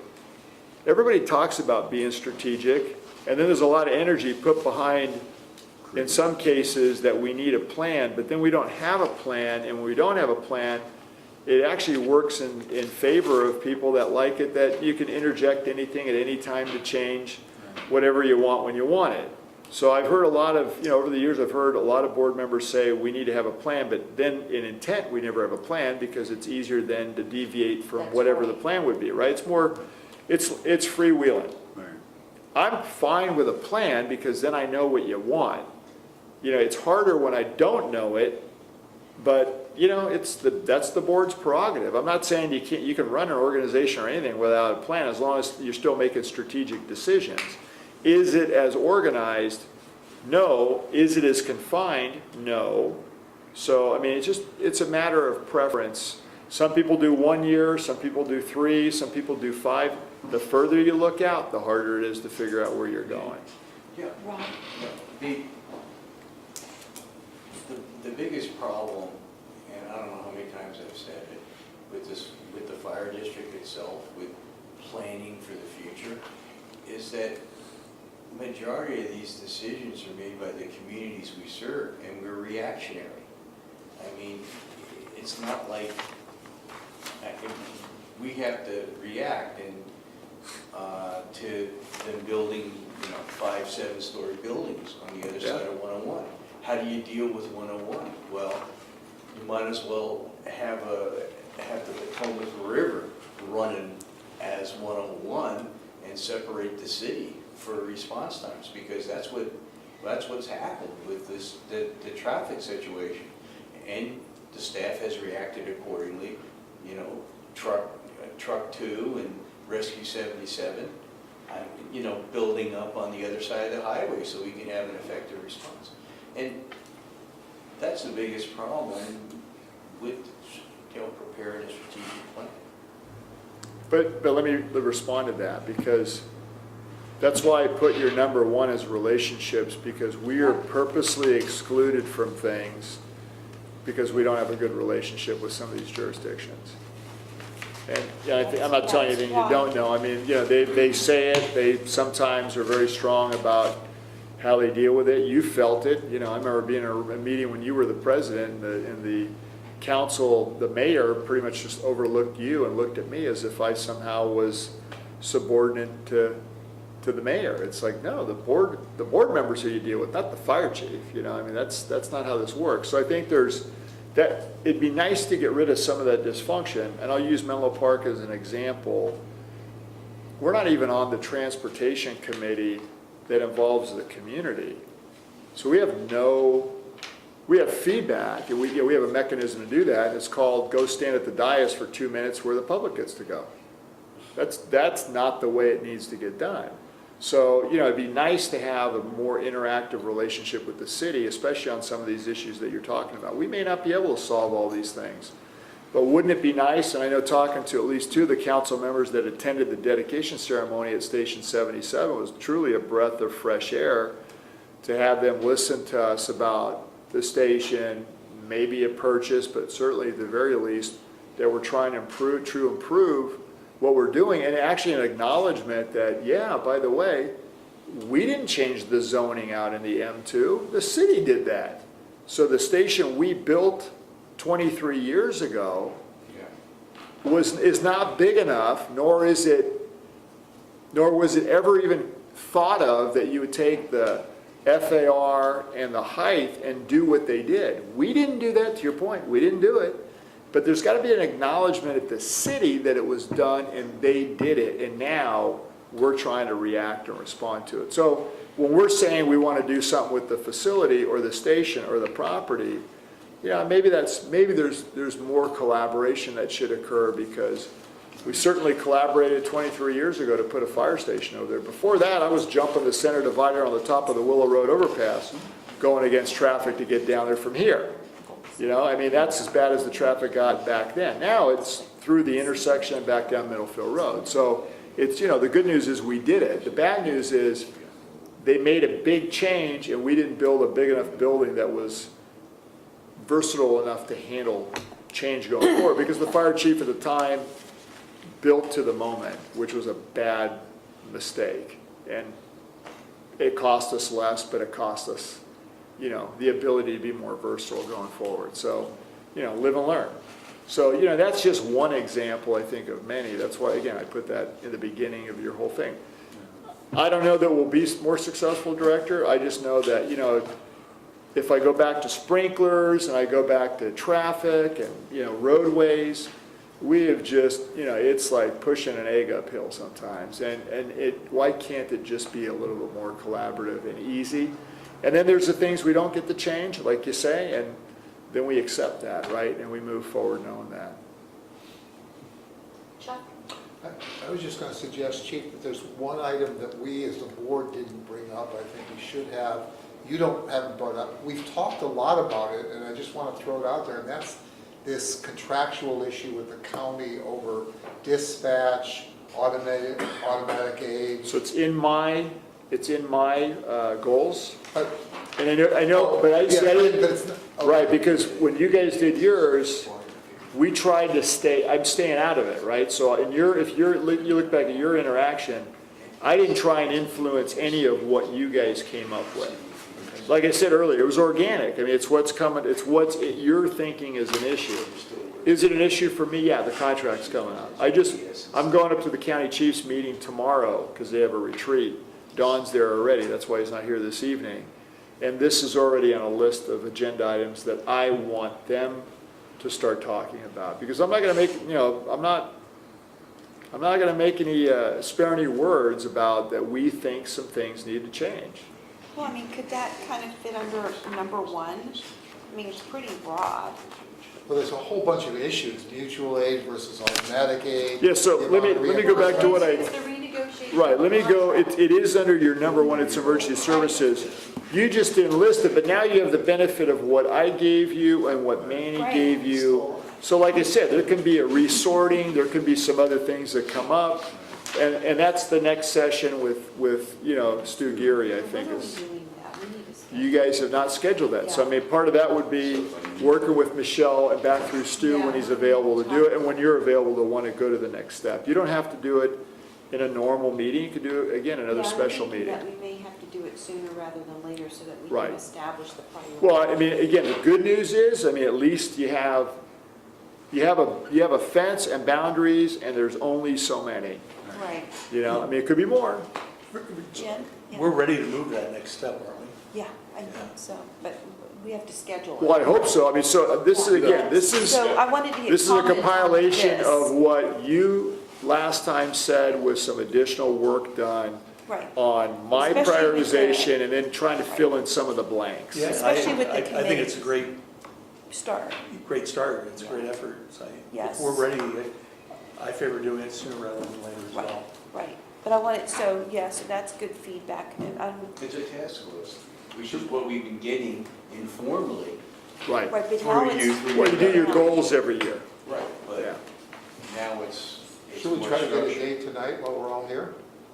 well, we can do that, or Michelle can do a doodle kind of poll survey, whatever's easier. Perhaps if Michelle could suggest some dates. Yeah, well, why don't we give her a time frame? So if we're looking at maybe the early part of February, I mean, we're almost, or even the end of, well, we could do it okay, that would be the latest. So we could do it I next think- week or the I week think after. that's, I mean, Director Salon, I think, and Director McLaughlin hit, I think the sooner the better. No, that I you- agree. You match up with these cities setting their priorities, because the other part I would suggest in here is now that you know who's on what committee, Yes. what do you want those committee members saying to their constituents on the cities of what the board's priorities are? Well, we could do it on Is the, it, through the chair, is Yeah. it possible in boardrooms, please chime in, would it be fair to say that if you can get with Michelle and kind of figure out these dates and then just let us know, rather than trying to sit next half hour trying to figure this thing out? Well, yeah, that's what I'm suggesting. Okay, I'm Right, saying but I was saying that we off have time, 2 weeks of January left, and we have the joint meeting with Atherton on the 22nd. And then we're trying to schedule a meeting with Menlo Park to do some kind of agenda setting. Right, it's not, it would not be the So- meeting, the joint meeting yet. No, I know. So, Yeah, that'd be a lot. So I'm just suggesting. yeah, let me Chair, work that out, and Michelle. we'll, Right. but probably in the next 2 weeks before the end of January, hopefully. That's what I think would be good. Worst case scenario is. Well, we'll find out when Stu's available too. Right, that's the other unknown, is when Stu's available. But I mean, I get the sense that sooner rather than Well, later. I agree. Yeah, I'm not saying that we shouldn't, I'm just saying worst case scenario, we have another person to schedule. Yeah, well, that's what I'm saying, it's So I'll work probably with easier to Michelle on that. work with Michelle. And at give this juncture. multiple dates as Yeah. options. Okay. So any other comments on item 15, which Yeah. is the proposed goal? Thank you, Chief, this is helpful. Yeah, this is Very great, helpful. Harold. Yeah, I appreciate that. And again, we put a lot of time and effort into trying, it wasn't just me, I give Michelle credit. And then also trying to give you what I see. Again, I have not met with my staff yet, that's coming up at the end of January.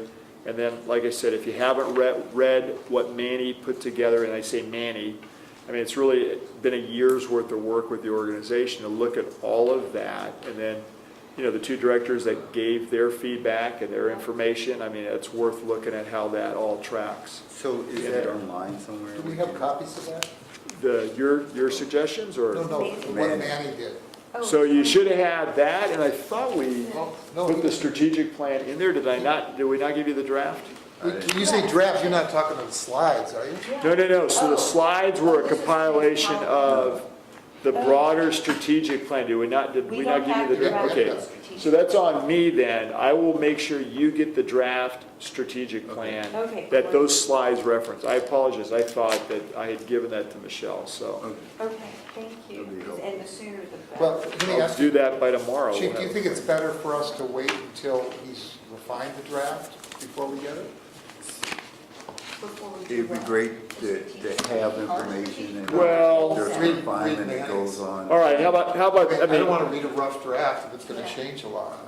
How about, well, he's feeding off of what you're doing too, so you haven't quite finished what you're gonna do. You want me to wait until We're done. you finish your part, and then he can plug that into the plan, and then you can see it then? I think what we're doing is going to take months, perhaps. Oh, I don't think Exactly, so. and, Wait, you mean our page goal here. setting is not gonna take No, months? No, but I want to, that's why. You mean our strategic plan?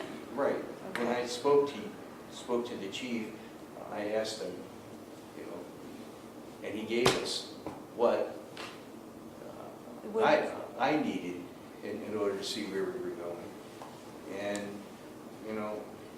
I still think, operationally, and that's why Manny's formulating the accreditation project, and part of that is a strategic plan, and that we should spin off on that and do some generalized goals relative to what Manny's projecting here with the organization.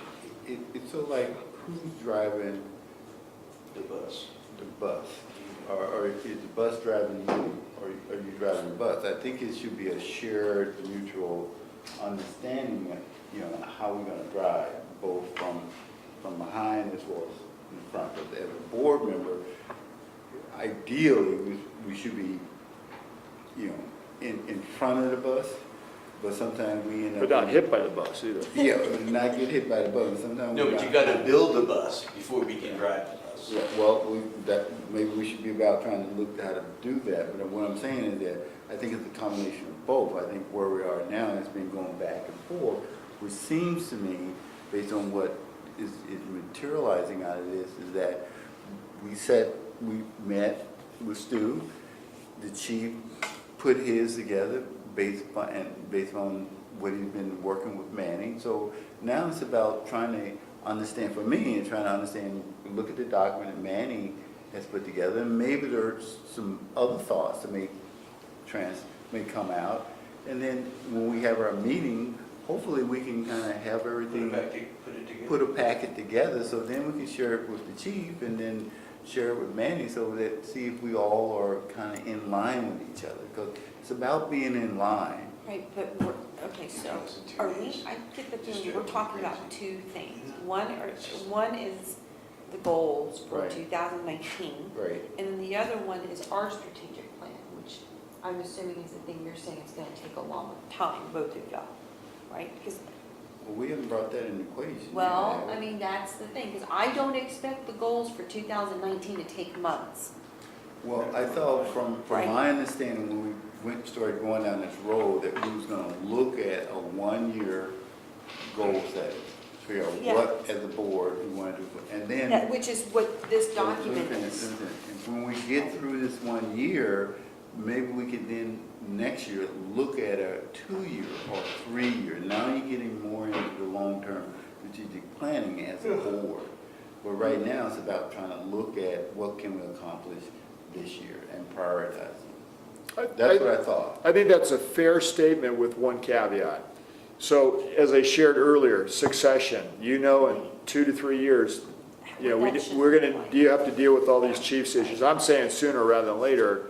Facilities, you know, we have an ad hoc committee. It took us 10 years to build some of the stuff that we finally are doing today.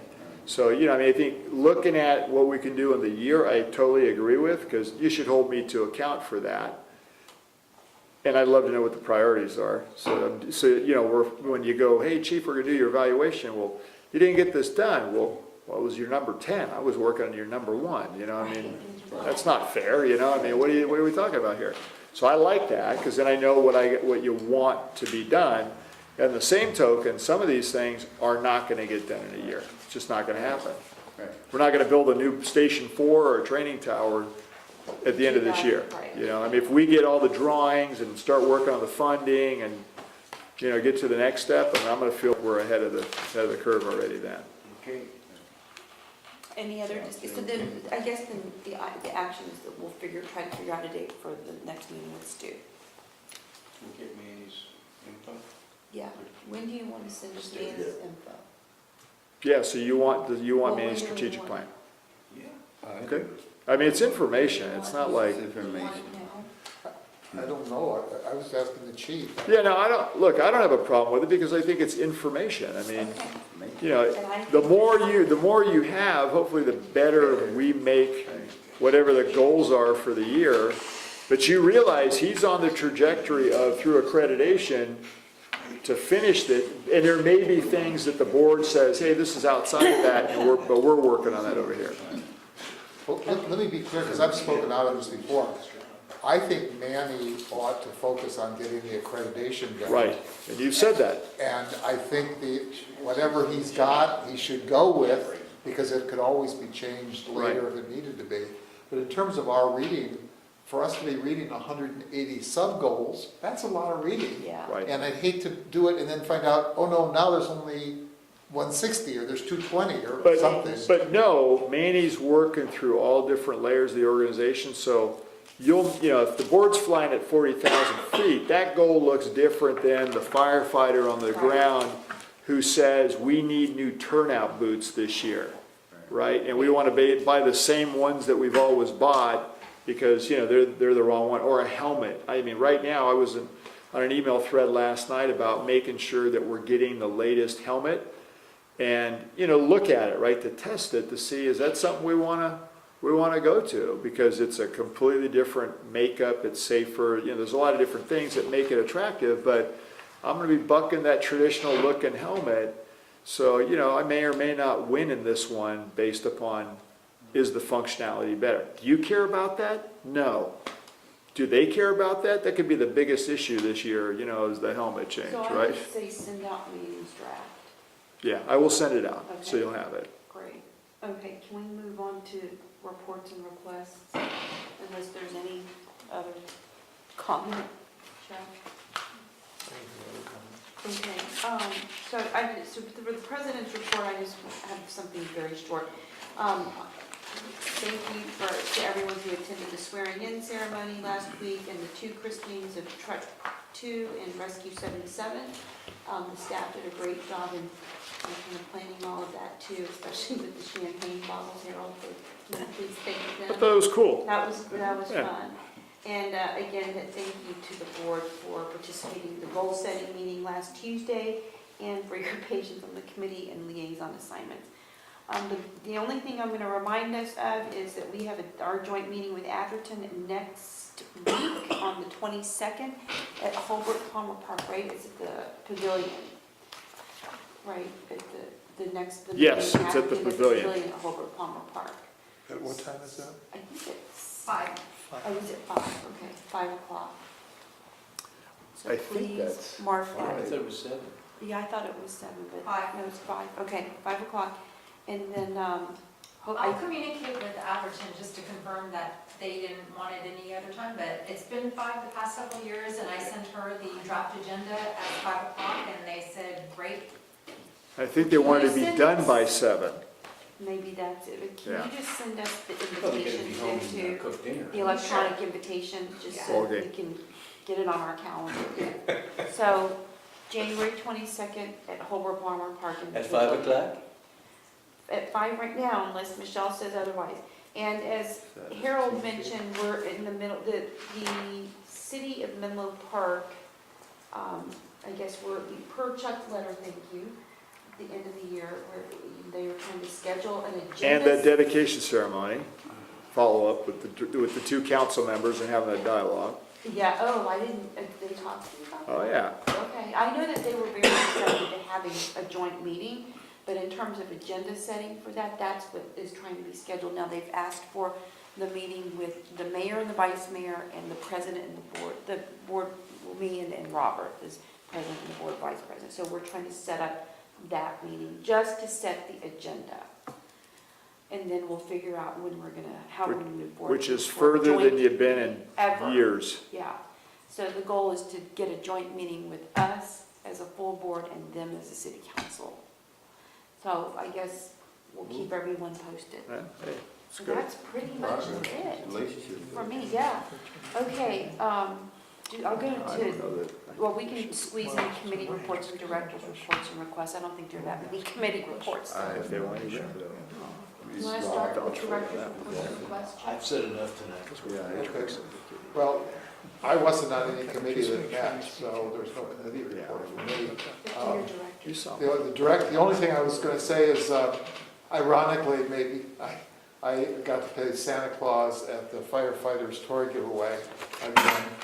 And we had 860 kids or something like that was the tally of the kids that went through there. I sat in the same place without moving from 5:30 in the morning until 10:35. No bathroom break? 5 hours, no bathroom break. Is this the firefighters? 5 o'clock in That's the St. morning? Anthony's, yeah.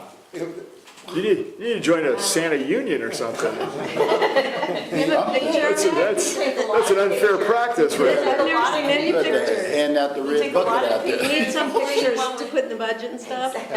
So just one very cute thing, one of the kids said to me, "Santa, where are your glasses?" Oh, yeah. And I said, "Well, you know what I gave myself this year LASIK. for Christmas? Yeah, LASIK. I gave myself contact lenses." And then another kid said, "Are you the original Santa that's always been there?" And before I could answer, it was his turn to go get toys. So that was good. Who cares? And then there was one other there was another kid who came up to me and said, "Santa, I've run into you 3 times this year." I heard about it normal. Anyway, Oh, now we know why Chuck is tired. it's a high point of my year, so Well, thanks for doing Chuck. that's all I have. Thanks, Robert. Rob? Well, I've said enough tonight. No, you, okay, Jim. Okay, so, then now we're on proposed agenda items. Chuck, did you have? I didn't have any, I just wanted to be sure we left it open. Okay. Can I comment on one more thing, which is a handout in your, so, John or Fire Marshal Johnson just texted me. Oh. If you look at the letter that I sent out today to the East Palo Alto City Council and just, Yeah. you know, there's a couple things that are going on here, which is I've sent correspondence to them before. This is to do with the RVs, trailers, vehicles, and basically people living on the street in these vehicles. So unfortunately, the council, if you look at their staff report, went with option B, which was they added more time to let this continue on. In fact, it's going to go now through July that all these RVs and these trailers are not going to be moved. They're not going to address a number of different things because they're working with these people. But as we found out in these fires, one which happened this last weekend, is that, you got people who don't even own these vehicles, they're not even registered. And the last fire we had over there, we had people renting for $1,000 a month. They were paying, 3 guys in the RV that burned were paying $3,000 a month to who? I don't, this is like it's not that they're homeless, it's that somebody's making money off of, a bad situation. And it's triple of what it was when it was down on the end of Week Street. But to the point, he said, he goes, they're going to go with option B, which means it stays the same through July. However, they did insure your fire safety concerns, which is actually ours, his and mine, which passed 5-0. So I'm pretty sure what that means is, working off the letter, is the 10-foot separations between the vehicles, no longer putting them in tandem. So when you get a fire, it goes right to the next vehicle. These things burn very quickly. And so for us to get there, and then blocking the fire hydrants, and the city for some reason too, instead of using the vehicle code, was working off a 72-hour notification before they would tow anybody if they were blocking a hydrant. And then they were piling stacks of garbage. If you read in there, they don't have toilets, they don't have garbage containers. So the fire this last week, I even heard on the radios, they were digging through piles of garbage to find the fire hydrant. Oh my God. Yeah, that's the thing, is the 72-hour rule. Yeah, so but the 72-hour rule under the vehicle code is, it doesn't apply. They can cite a car and then tow it within a much shorter period of time to unblock a fire hydrant. So that's what they're going to do, apparently. So some wins, but still, it's still a problem. So if I heard you correctly, Chief, you sent them this letter along with some of the kind of recommendation. Correct. That they adopted? Yeah, that's what John's saying. So they're not tandeming the RVs bumper to bumper, which has been a problem for us. So the fire the other night, both of the last 2 fires were started exterior. One was a barbecue, we believe, started the RV on fire. And the last one was a couch that started on fire, started the vehicle on fire. And all these go to the next exposure, which is a trailer, RV, and other basically tin can. These things are not rated like a structure. I mean, you got to have 10 feet between homes, right? There's no suppression systems, there's no alarm systems in them. And so it's like we've, as I wrote in here, we've only exchanged the problems that we had before with new problems. I mean, we spent years doing code enforcement in East Palo Alto to finally make things better. We had multi-fatal fires, as you know, constantly having these problems, and we work with the city, and I won't even go into, RDA and trying to build the Cooley Landing. I mean, who wants to go to Cooley Landing to drive through that area down there? I mean, again, there's no toilets, there's no garbage cans. I mean, I was down there the other day because I wanted to see it for myself again. It's bad. I mean, East Palo Alto was moving forward, and now it's like, I don't even know what we're doing. On the landing, though, they have a nice meeting room. And Yeah. Education. When you finally get there, I mean. If you even want to go through that, it's like a gauntlet, that's got garbage and people walking around. I mean, It's terrible. Good. No, Chuck. I wanted to ask you 2 questions. One is, I know that firefighters are prepared for toxic waste and things like that. What about things like needles that are stuck in? Are those hazmat things? well, that's the problem. So I'll do another update for you when I'm actually trying to set up a meeting on the homeless encampments that are another layer of problem that we have. I mean, we literally have people living in the dirt. So I don't want to displace people legitimately who are homeless living in an RV only to have them living in a cardboard box or a plywood shed they build. We're not getting anywhere. But to your point, we do have all that, and we're trying to address that side from the code enforcement / humanitarian side. It's really law Do they enforcement. have protective gear to protect themselves against needles? Well, they do, Okay. but not when you're digging through bags of garbage, human waste, feces, and everything else. And that's what's in these encampments. And, you know, let me go to the RVs are one thing. It's the stacks of garbage, okay, which pose a problem. We don't want to handle that, so they should put containers for the garbage out there. At the same time, the camps, they dig ditches, they run trip wire, so they protect their area. And so the firefighters at night, they can't see this stuff. Right. I mean, it's like we're revisiting what was done in Vietnam minus the punji sticks. I mean, it's insane what's going on. I mean, they literally dig holes to have someone fall in. So yeah, there's risk to our firefighters. There's trip, slip, falls. There's running into barbed wire. They're all put there intentionally. There's needles that, you know, go along with this whole population that you don't see. catalog all those hazards? Oh, yeah. And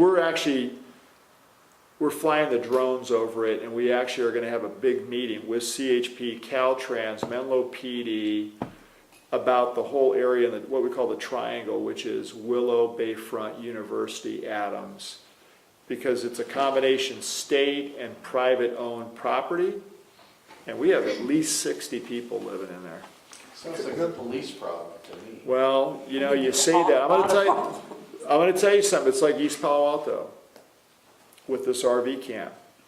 Oh, yeah. Let's face it. I mean, I don't mind doing a little bit of the heavy lifting, but, you know, I think the PD's being told, hey, we need to find the answers. The council ultimately has to weigh in on what the solution's going to be, or there's no teeth or will or direction, right? And where we struggle is this isn't a code enforcement issue on a property. This is public right-of-way, it's law enforcement, it's citing, it's parking. So if they would have enacted the parking statute, every 72 hours, these guys have to move. And I can tell you there's stuff out there, you're gonna move it with a tow truck because it doesn't run, it won't move, it probably, I don't know how it even got there, you know? And then we're not even into the enterprise part of this, where people are renting that stuff, making money off of it.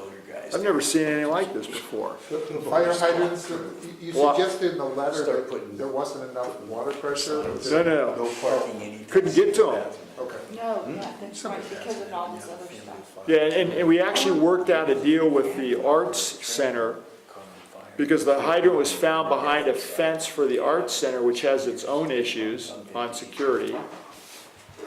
So what the Arts Center, we worked out is they put a gate in so we can break a lock or have the combo and key and open it up so the fire hydrant's accessible through that means.